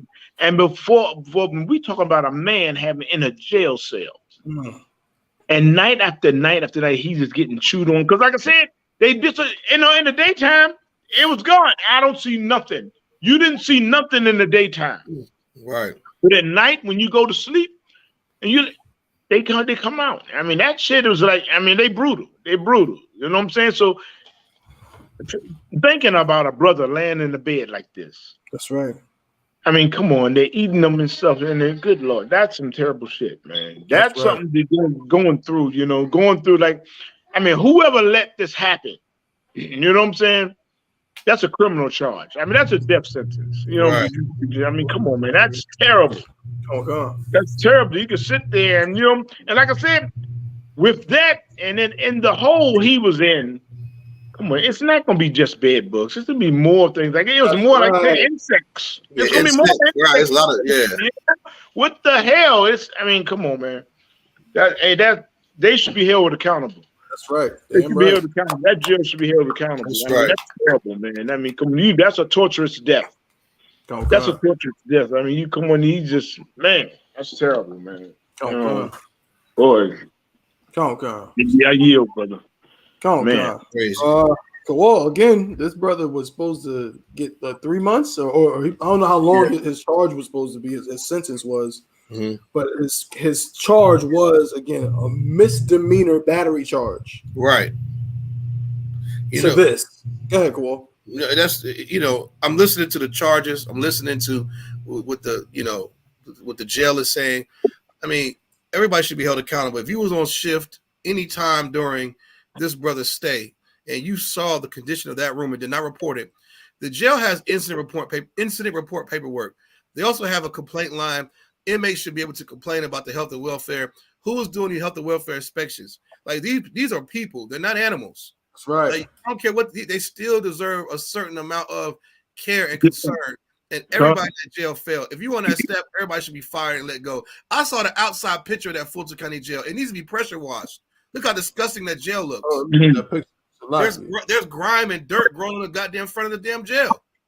So you know what the inside look like. If they don't have enough common decency to make the outside of the jail look halfway clean, just imagine what's on the inside. And half of Fulton County is all blacks and Hispanics anyway. They don't care about these inmates. They said he had a mental disorder, a mental disease. Guess what? It's not illegal to be mentally ill. It's not illegal. God. You could be schizophrenic walking down. How many times we see that all the time in camp? You look how dirty that jail. Look at that dirt, grime. Look at that. God. That should be pressure washed. I know a brother doing that for $50 right now will take care of you. $50. Come out there with his pressure washer in his truck and clean that all up. And you mean to tell me it is disgusting, man. Just look at that disgusting jail. Whoever the warden is or whoever's in charge should be fired, should be charged, and their sentence should be you got to spend 3 months in this room with all these bugs. Don't even clean it. Just let them lay in the same bed he died in with all the goddamn bugs. See how you like it. It's disgusting, man. And it's messed up that, you know, every day they got to feed that. Somebody had to feed that brother. Whether he came out of his room to go eat at the calf or they brought the food to him. Somebody seen and smelled. Come on, you know that room smelled stank, man. Yeah. You know the smell was rancid. You know they don't care, man. They don't care. And this should be making CNN. This should be all over the place. Yeah, Fulton County should be shut down, man. All those inmates need to just go get transferred to some other jail. You know, it's disgusting, man. It is so much to unpack here about what I want to know what the coroner said the cause of death was, because you can't just say the cause of death is just bed bugs and bed. But that's not how the body dies. The body don't just shut down because a bug bit you. Something had to happen to where your body shut that you died, that you checked out. I want to know what the damn the report is. Right. You know what I'm saying? To see how the brother died. What was it? Lack of food? Was it asphyxiation? Was it goddamn, he had a stroke? Like, what was it? But then they said if the sister didn't want to give mouth to mouth to CPR, I'm not giving no nigga mouth to mouth either. Buzz crawling out his mouth. Yeah. But you could have, but that's damage control. It's too late for that now. Right, exactly. Yeah, he's gone. Y'all should have smelled that room and seen that prior to all this CPR and act like, because if I'm not mistaken, if I'm in a car and my homeboy does a drive-by, I'm held an accomplice. Mm-hmm. Yeah. So if you're in a jail where an inmate dies on your watch and you have plenty of time to say something, all of them should be held accountable for that. Every last one of them. Right. Gone. And why was he in jail that long for a simple battery misdemeanor? The nigga he was already crazy. They said he had issues. I looked at the pictures online on the Shade Room, or they were showing some pictures of whatever the website was. He looked crazy a little bit. Yeah. He looked like the little nigga down the street that's kind of disturbed. Mm-hmm. And you're gonna be to tell me y'all didn't have special care for this brother? Right. There wasn't a crazy house that he could have went to that was just really mild and he could move around a little bit and get proper care and get released. It's ridiculous, man. Like they don't this place. And when people see what the Lord does to America, just understand how this brother died and what they deserve. Right. That's it. America deserves to burn, man. There's no way that would have happened nowhere else. This ain't no third world country. It's ridiculous, man. That's it. And I've been in some places where with roaches and all that kind of stuff in bed. First of all, I ain't never seen a bed bug. I heard you cat, but I got homeboys and people that I know that got bit by bed bugs, and they always tell me, look at your mattress, peel the mattress back, get a blow dryer, get an iron, do all this stuff. I'm like, man, I don't even want to know if it's a bed bug in the damn place. I'm gonna freak out. You know what I'm saying? Like I've seen videos of bed bug. I don't want to deal with the bed bug crap, but I have had experience before from other distant families' homes to go when you go visit them in inner city Detroit or somewhere where roaches are just at their top peak. Yeah, and a nigga roaches coming out the goddamn VCR. I mean, it's insane. And it's like enough to make your skin crawl. You put a cup down, roach crawled on the brim of the cup in 2 seconds. That's roaches. And I mean, tell me this brother survived in a jail cell with insects. Roaches was all up in the mix. You don't just know roaches invite to any party where there's bugs. Roaches just bust up in the party. So he's in a jail cell with bed bugs, gnats, flies, fleas, scabies, roaches. That's right. I mean, he died a horrible death. And I feel bad for him because he was mentally ill. Maybe he didn't know how to cry out. Maybe he thought maybe he took some shrooms or psychedelic. Maybe he thought he was in some kind of world. If you ever took, you think bugs are on you anyway. He might not have known where he was at. Sure. So I mean, even Smokey was running down the street, acting like he had bugs on him. Right, that's fact. You know what I'm saying? So there's no telling what this brother's mindset was. Everybody should be goddamn fired, man. That's right. Fired, man. That's it. And I yield. Damn Fulton County Jail. You bastards. Right. You're going to pay for that. That's right. All your houses got bed bugs in the morning. That's it. Hope the Lord sent one of them Egyptian bed bugs to your ass. That's right. God. A scarab beetle flying in the goddamn house. Right. You know what I'm saying? I hope Right. says that. Jail is supposed to be rehabilitation, doesn't it? Right. Right. That's the press always lies about. I'm gonna get rehabilitated with bed bugs. I'm gonna want to kill somebody when I get out. Boy. Good night. Damn right. Rock you.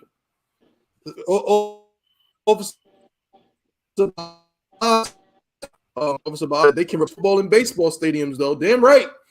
They got plenty of money to replace football and baseball stadiums. I think the owner, who's selling the team? Some owner is selling his team for $1 million. Right. The Braves. What team is it? Yeah, one of them rich Ofays is selling his team for $6 billion. You You know what I'm saying? Officer Rock said, this is out. He said, Officer Rock said, there's always more bed bugs in the motel on a ramen noodle diet. Right. All prisons need to be turned over to the I.S.U.P.K. Damn right. That's a fact. Yeah. Turn the prisoners over to the I.S.U.P.K. We'll make sure they get rehabilitated. Yeah. We're not gonna, and guess what? Like Officer Kowal said, we're gonna get some brother or some brothers paying 50, 100, couple million, G, whatever they need to power wash the damn place. Because you know what? And this is, if I could, real quick before we move on, I'm gonna put my little 2 cents in. I've always heard the men above me, the captains, the officers above me. I've heard Officer Kowal talk about it. I've heard Bunky. All my brothers talk about it. That the ghetto ain't nothing. The difference between the ghetto and prison ain't really that much of a difference. No. It's like the same thing. If you go, you know, as everyone knows, you know what I'm saying. I'm from New York. I'm not from the projects, but being from New York and being able to drive around all my life and see different things in Brooklyn and Harlem, whatever. The project, I seen a video of a brother who wasn't from New York. He was from somewhere else. So when I watched it, I'm like, damn, brother, you didn't know? He was driving around the project. I want to say in Harlem, could have been Brooklyn, and he was like shocked. He's like, yo, I did not know that projects like this still existed.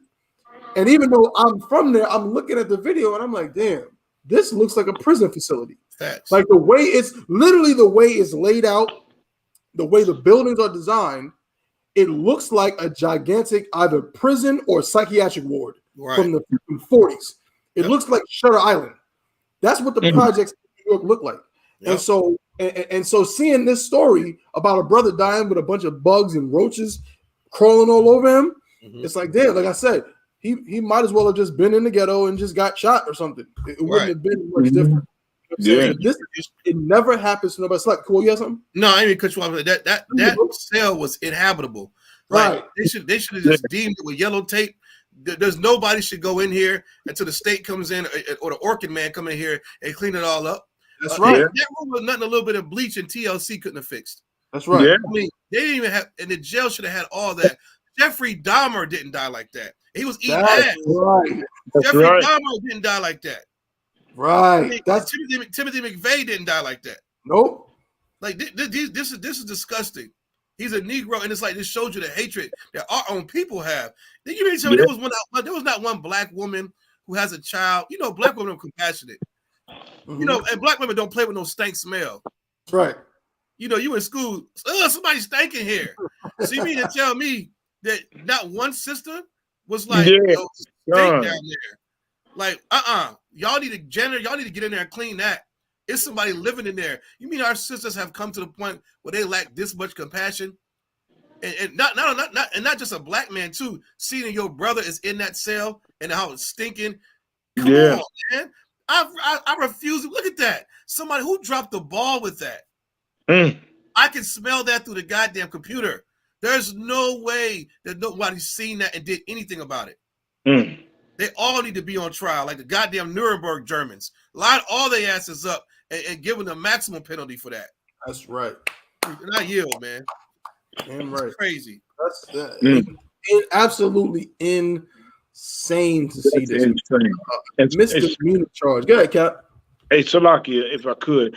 And you said, when I went out, I told you about that. And that's the only experience I ever had with bed bugs. And that short time is, come on, I will never forget it. I would never forget it. Like, and that was a short time. That was like 3 days, about 5 days. I will not ever forget it. The pain of them biting my goddamn arm, and just, it's shit that, come on, man. It's almost like something that, a terrible experience you have as a kid, you know what I'm saying? You know what I'm saying? But it was crazy though. It was crazy. That short time that I had, it was sickening. It was sickening. And just thinking about this brother going through that with bed. You see in the Bible where the Lord sent bed bugs to the Egyptians. That's something, boy, did the Lord do? That's a torturous thing that the Lord created. Them damn bed bugs, man. Them damn bed bugs ain't no joke, you know. But to see a brother die like that, you know what I'm saying? And like I said, like one of y'all brought up that everybody joins the party. It's not like the bed bugs. The roach is going to come and, hey, what's going on over here? Yeah, what's going on? Yeah, look at my grub on too. Big ass red and black ants going to come. Hey, what's going on over here? It's a party over here. You know? Damn. You know, all of them are just going to boogie on in, you know?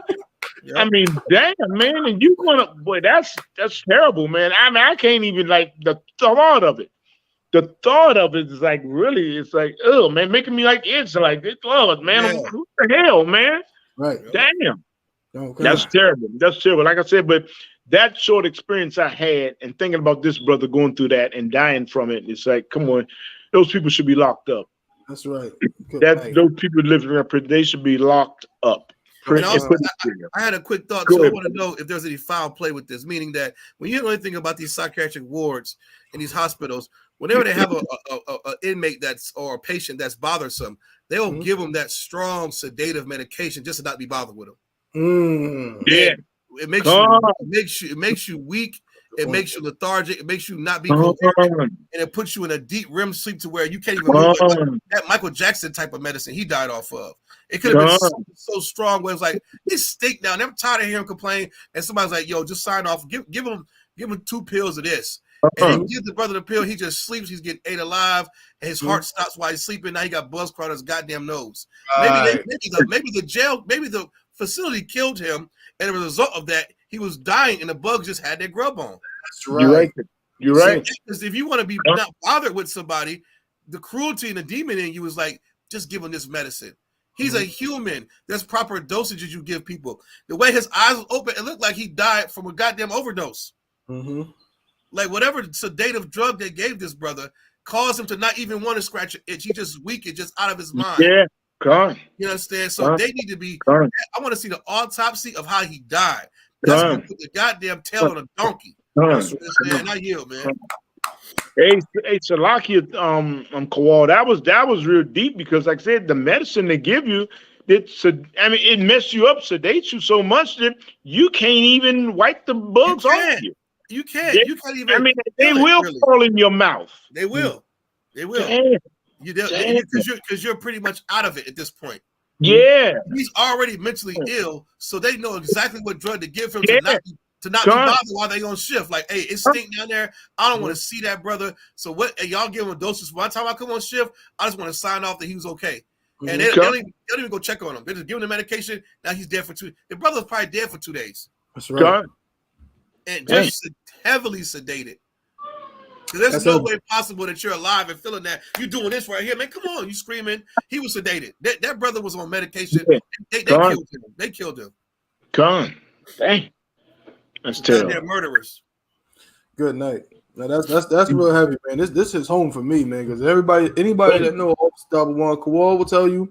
You know what I'm saying? All my brothers in Durham will tell you. My NC brothers will tell you. Officer Mike Qua, who's now up in New York, will tell you. Officer One, I do not mess with bugs. Right. God. Officer One, just you know what I'm saying? Boy. We don't mesh. Right. And so I done heard so many stories. So the stories y'all telling me is like I never went through it.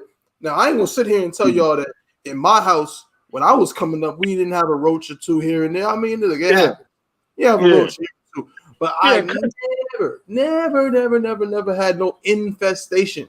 But I damn sure, like Kowal said, you know, you go to that cousin's house, or so you go to your grandmother's house today, or you with somebody and you say, "Oh, yo, come to so-and-so house." You go to their crib, you sit down, you pick up the cup, and you go, "Ah, come, That's the Lord. That says it. I think it's in Exodus, Deuteronomy, talking about the pestilence. We're gonna follow you. You know, we are for real. I mean, every average nigga, you might get a water bug, or you know, a nigga don't want to say he got roaches. It was a water bug. He tried to disguise it. That was a beetle. That was a beetle. That was a water bug. Nigga was a roach. Yeah, you know, it's crazy because having a roach or 2 is different from having roaches. You got roaches. They in the PS5. Right. They in the PlayStation. Like, they in the cereal before you get to it. God, they cut the TV off. Yeah.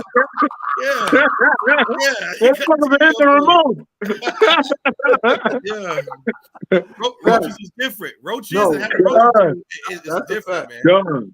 And Salakia, and see that's what the thing with the episode with the bed bugs got me, because like I said, it was we had a clean house. Right. We had a clean house, no roaches, and we ain't had no roaches, Right. So when the bed bugs, I just knew it wasn't bed bugs. I knew it wasn't any bugs in it. I figured maybe a mosquito come in, or maybe mosquito had a vacation on my arm or something, but I felt I was like, what the hell is doing it? Because I felt I was breaking out with something, Right. Yep. But once I found out it was bed bugs, I was like, what the hell, And then once we threw the sofa away, it was done. There's no more bed bugs, Right. But like I said, they were brought over to the house. You know what I'm saying? They had a suitcase. I mean, what the hell? Yeah. They were on vacation and shit. What my son? Yeah. So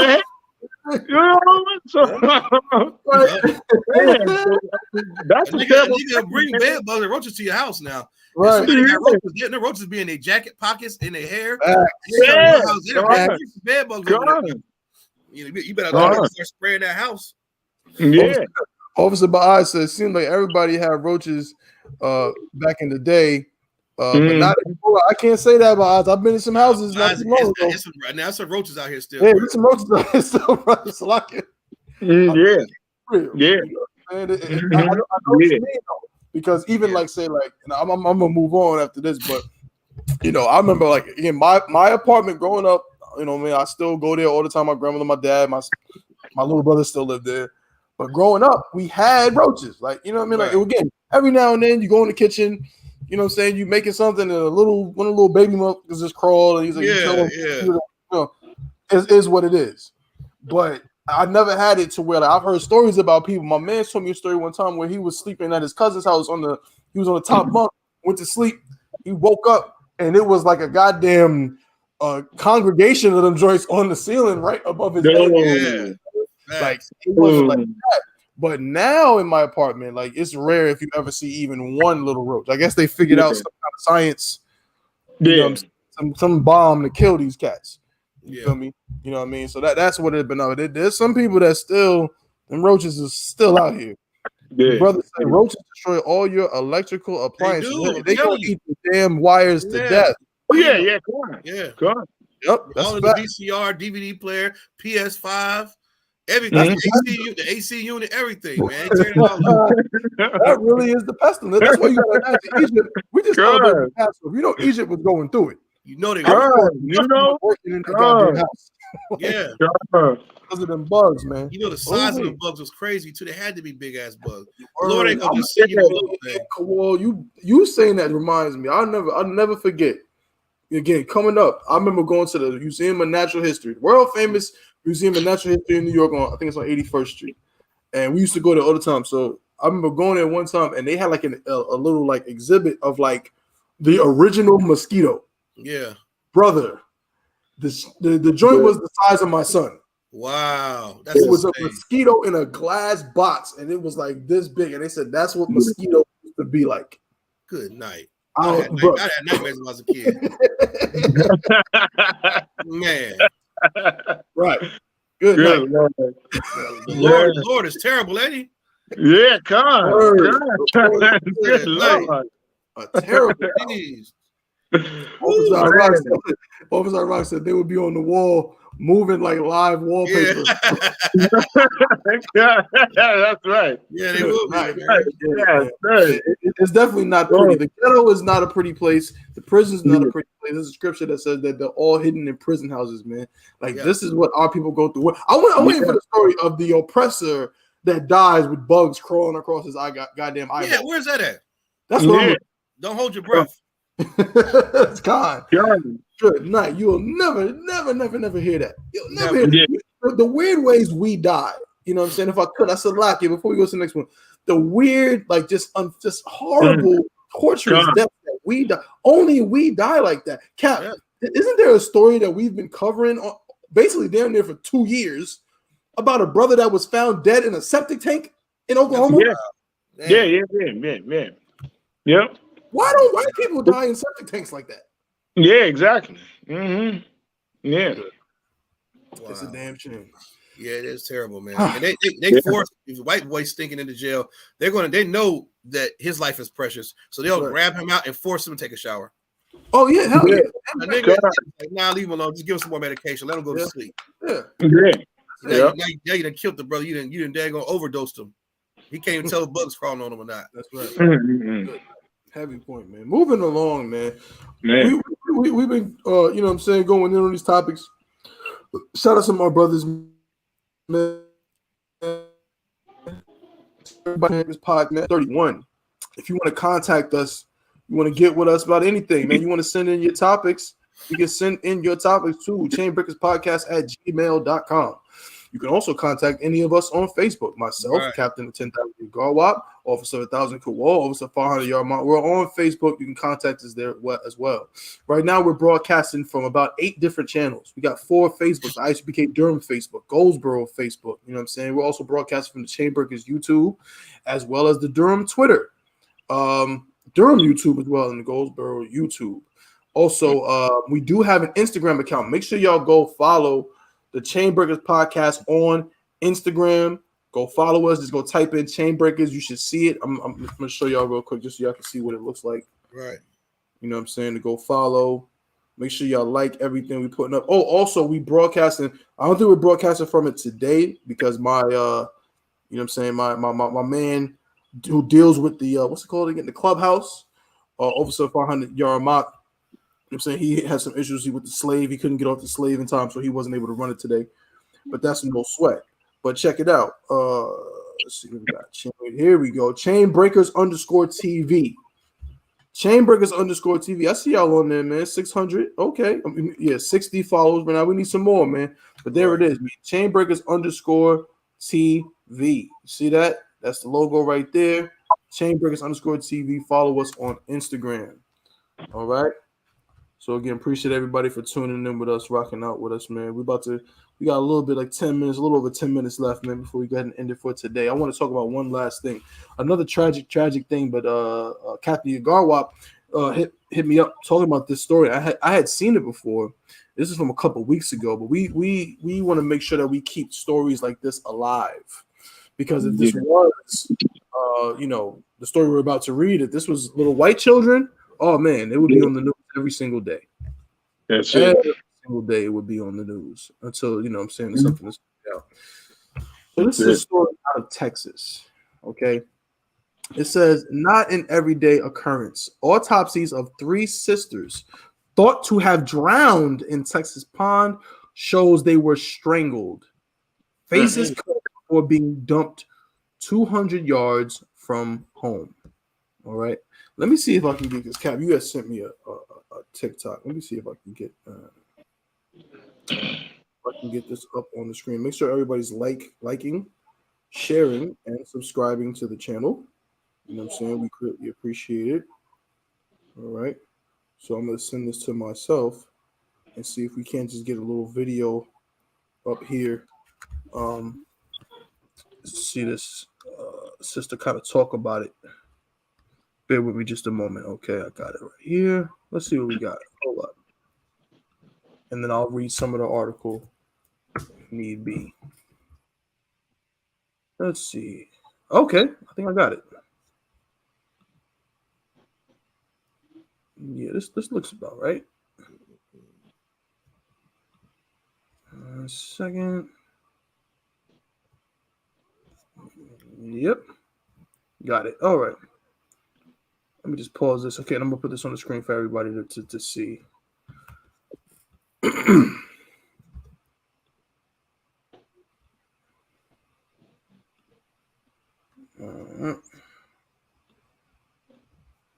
Okay. This is from Revolt Black News on TikTok. All right.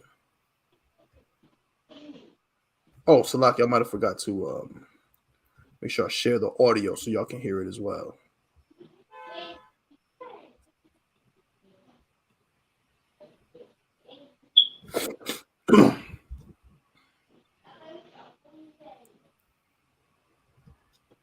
All right, Salaki. Here we go. I got it now. Just share audio. Boom, boom. Here we go.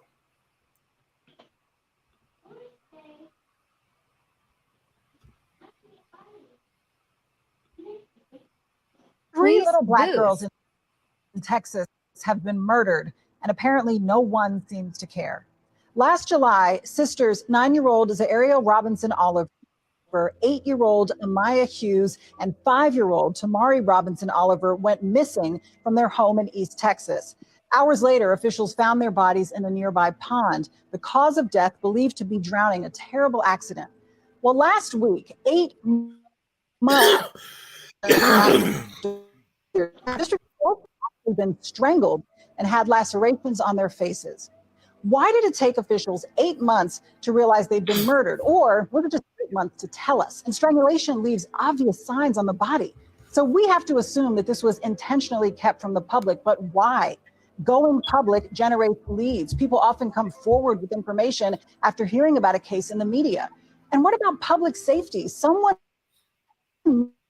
murdered 3 person is there. They think we should know about that. But what's most upsetting about these developments as a mother is that even after it was revealed that the girls were murdered, there has barely been any media attention. Can anyone imagine a world where just one missing and murdered white child would go unnoticed? Well, in this case, we're talking about 3 children, 3 sisters, 3 black babies. No one seems to care. What do you think? Let us know in the comments. Good night. Good Lord. I John, no, you can't leave me with this story, please. Yes, sir. Yeah, Salakia. That gives me chills every time I watch that, because you're talking about these 3 young sisters, little girls, were murdered. Yeah, and nobody. I mean, like the lady said on the show, nobody cares. Yep. Isn't that why? I mean, come on, and you know they would be going crazy if they were happening to one white girl. You talking about 3 little sisters? They were strangled to, I mean, come on, that's terrible. They were strangled and nobody even not talking about it. Right. Why is this on the CBS News? Why am I not seeing updates? I should be seeing updates every day. Right. More, I mean, until they still haven't caught the killers? Nope. God damn. I mean, come on. Our lives don't mean nothing. Our lives don't mean nothing. I mean, these are 3 innocent, black girls, man. Sisters. Now, what do you think their parents are going through? Nobody's talking about it. I mean, what? I mean, come on, man. This is why we have to keep this story alive. We got to keep the story alive. I mean, come on. Where are the updates? Where are even talking about it on the regular news? Why isn't the world news reporting this? I mean, this should be on CBS with Nora O'Donnell every evening. That's right. It should be there. It should be there. Like, still no word on it. I mean, come on, give me something. Right. Give me something. Like, you even give a damn. I mean, goddamn. Like the lady said, if one white girl go missing like that, and then she turned up dead, that she was strangled, they'll be going crazy. They'll be going crazy with searches trying to find the killer. Mm-hmm. I mean, come on. Our lives don't mean a penny. Right. It doesn't. I mean, it's not worth nothing. It's terrible, man. It's terrible that you do that. These sisters. I mean, come on, man. Parents must be just going through hell. Right. Parents are going through hell, man. Come on, they had 3 daughters, went out riding their bikes, and now they dead. And now you're going to lie and say, oh, they drowned. Oh, but you knew from the start. Those people got to be held accountable. That's right. Those examiners, they got to be held accountable. And then the sheriff's department, they should be held accountable. Because they're the ones that help, they're supposed to be doing the investigations. They're the ones that should be held accountable. They knew from the fact when they found them that they were strangled. Right. But you're going to hide it and say, oh, they drowned. I mean, that's a blatant damn lie. I mean, goddamn, they should be held accountable. Charges should be charged. Come on. Man. I yield, brother. Salakia. Officer Baad said, Khan, they still talking about that damn John Benet Ramsey to this day. That is a Khan. They talking about John Benet Ramsey. She died in what? 1990, 90 something. Yeah, it's early 90s.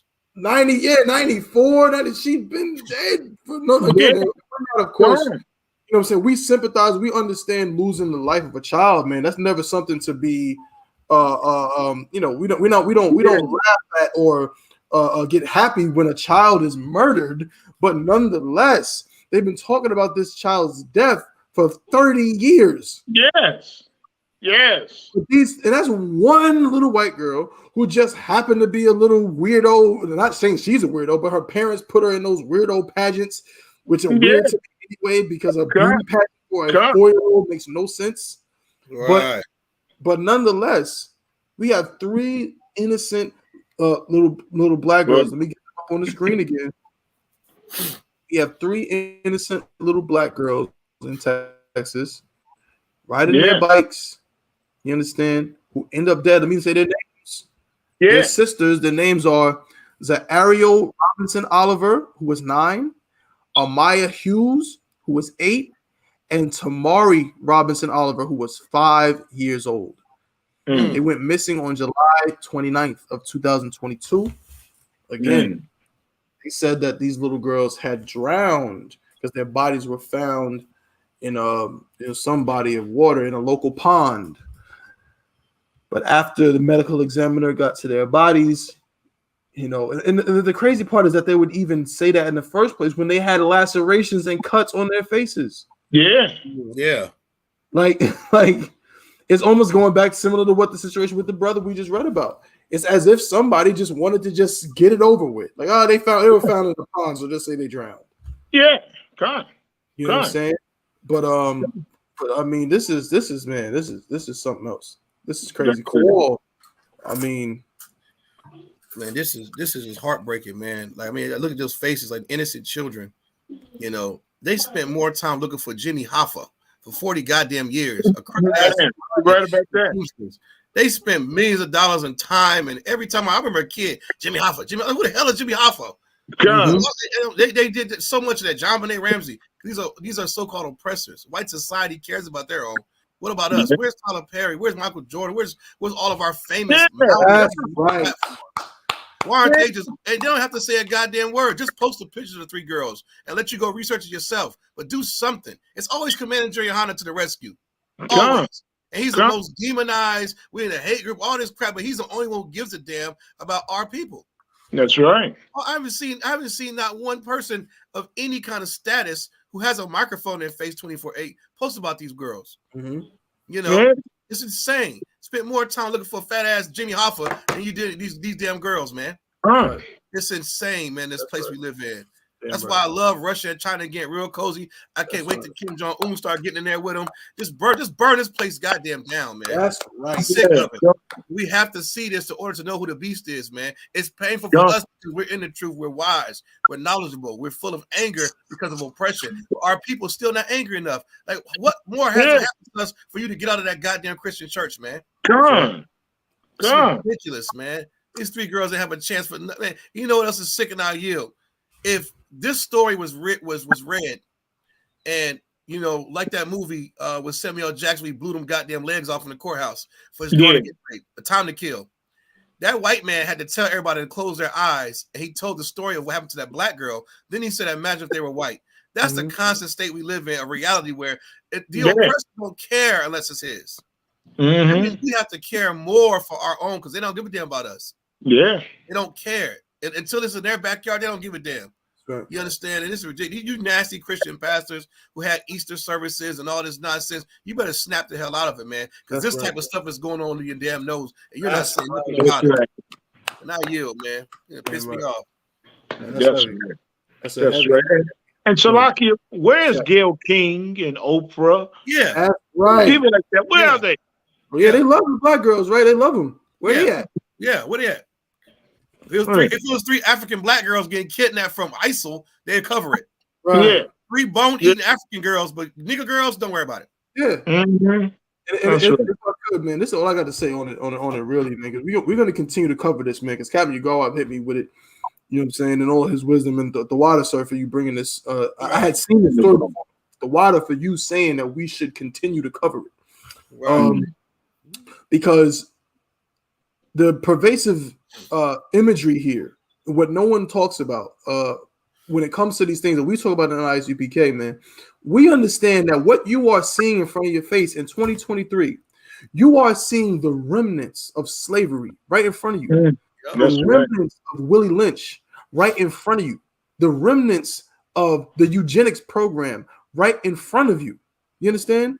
Where they believe, their pseudoscientists believe that black girls didn't feel pain the way that white women did. This is what they taught in their schools, in their colleges. This is what they taught to would-be young college kids coming in wanting to learn science and learn anatomy. That there was a fundamental difference between black girls and white women, and that our sisters couldn't feel pain. And so they would use instruments to open up China's young black women as young as these girls, man, in the name of their pseudoscience. And so now you're seeing, you want to know why, as my brother said, why this isn't being covered, why this isn't national news? Because a little black girl getting strangled to death, it's like an animal getting strangled to death. It's like, it's just, it's just something that happens in nature. It's not human. You know what I mean? It's not a person. They look at these little black girls and they see, again, they see animals. That's or they look. It's the same thing when it comes to the things that go on when it comes to rape. If the story had come out, it might still come out. If the story comes out that not only were these 3 black girls strangled to death, but all 3 of them were raped, it won't matter to America's society because to them, 3 little black girls were going to be whores anyway. Right. They were all going to get pregnant by the time they were 12 and 13 anyway. You know what I'm saying? And so, and that's that mentality that they have. They don't look at our little black girls as little girls, right? Sons as little boys, man. They don't even perceive them the same way. So we're going to continue to cover this, man, and show y'all this, man, because we got love for our babies, man. That's right. This is a tragedy, you know what I'm saying, of tremendous proportions that cannot be ignored. Right. Yeah, come for their names to be put out there for people. It should be a wild. Every black person should be, when they get off of their slave, they should be going down to Texas if they can with a flashlight, trying to find more information, more evidence to find the people who did this. Right. That's right. It should be a worldwide witch hunt for whoever committed this. Right. Whether it's black, white, brown, whatever, don't matter, man. Caring about our babies is something that we have to do. And guess what? As Officer Kowal said it, as Cap said it, no one is going to do it if Commanding General YAHANNA say it. That's right. No one can say anything. Damn right. You know what I mean? Damn right. So again, man, this is tragic, man. But it's no, I still am proud to see the brothers and sisters coming in and learning to get out of this Christian church, man. The Christian church is to blame for things like this. It will never end. These things will never stop unless we get out of that Christian church and unless we come into the I.S.U.P.K. so like you're under Commander General YAHANNA and learn how to actually love our brothers and sisters, man. That's right. Never stop. You know what I'm saying? So Most High in Christ, man, if I could, despite the tragic stories, man, as we always cover, but still, excellent show for today. I appreciate my brothers, man. Again, my brothers in arms, my co-constituents on this show. Captain of 10,000 Yagarwa. That's right. Officer of 1,000 Kowal. You know what I'm saying? My brother, Officer 500 Yarmag, again, couldn't be here today, man. He had an issue getting off the slave. I'm Officer of 1,000 One. We're going to keep doing this, man, rocking out every week. Every day, 12 p.m. Eastern, 11 a.m. Central Time.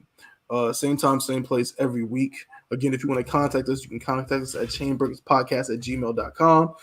You can also contact us on our Instagram, chainbreakers_TV on Instagram. We're also on YouTube, the Chainbreakers on YouTube as well. So again, just keep supporting us, man. We're going to keep trying to grow the channel, get better and better. Any suggestions you have, any questions you have, what have you, please just submit them. We'll get to them. Again, we're going to try to start opening up the phone lines to have brothers and sisters be able to, the comments are to wild. We want to be able to hear y'all voices as well. So we're working on that. But other than that, that's all we have for today. Let me get my brothers up here. That's all we have for today. But before we go, I was going to give my brothers the opportunity if there's anything you want to say before we close out. So, Cap, you got something before we end this, sir? Yeah, but just, make sure you pay your tithes and everything. Tithes are important because this is how you start a nation. This is how you make a nation strong, is us being self-sufficient. That's right. Us being self-sufficient, and this is why, and all through the Bible, this is what Israel did. They paid the tithe, the 10% to the priests. That's right. You know, because the priests are taking care of the nation. You know what I'm saying? And watching Commander General YAHANNA these past weeks as we prepared for the Passover, that's what a leader does. That's right. That's what a leader does. And your tithes don't go to us driving Rolls Royces. Doesn't go to us, living lavishly. Your tithes go to building a nation. That's us right. Being self-sufficient. You know what I'm saying? Something to stand on, because we got to show ourselves worthy to be delivered. That's right. We're going to stand up. We're going to fight to stand up. We're going to fight for each other. And you need money and stuff to fight for each other. We can't just look like, say, oh, you got to have some faith. You know what I'm saying? There's sisters and brothers out here starving, don't have nothing to eat. What Commander Junior, how to feed those people? He feeds those brothers and sisters. You know what I'm saying? He go and pays their rent, help people out with things. You know what I'm saying? Right. That's where your money goes. That's what's important. You Black, Hispanic, and Indian to tithes. Pay your 10%. You know what I'm saying? Do your part, because at that part, if you don't do nothing, that part. Or any part, anything you doing, for this truth, hey, the angels see that. Right. And you're getting a good report on that. You know what I'm saying? That's the way we think up in here. You know what I'm saying? Right. We're not like the Christian church. We know that in the Bible where it says the angels come down and back and forth to report. So we know that thing is happening in the fourth dimension. That's I'm saying? We fear God up in here. We fear the Most High is watching us. You know what I'm saying? So he chose us to do this job. This is what we're going to do. And this is why your job is to tithe. You know what I'm saying? This is why we bring it up. You know what I'm saying? It's not we just asking for them damn money.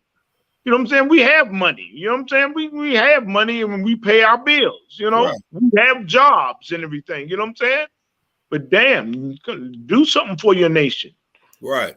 Saying do something for your nation, because it costs more than what the money that we have. It costs more. It's cost for a nation to do your part. You know what I'm saying? So if you want Blacks, Hispanics, and Native Indians to rise up, do your part. Pay your tithes. Right. And stay tuned to classes. Stay tuned to these classes. When you see on I.S.U.P.K.com, stay tuned to them. Because you're seeing prophecies being fulfilled all the time. Damn right. As long as you stay tuned and be righteous unto the Most High. That's right. He asks. That's all he asks.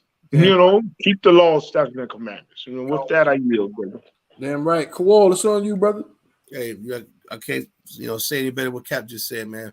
Pay your time, support this truth. Like, share, and subscribe to the channel, man. I look forward to see y'all next week in Christ will return. I'm out of here. Damn right.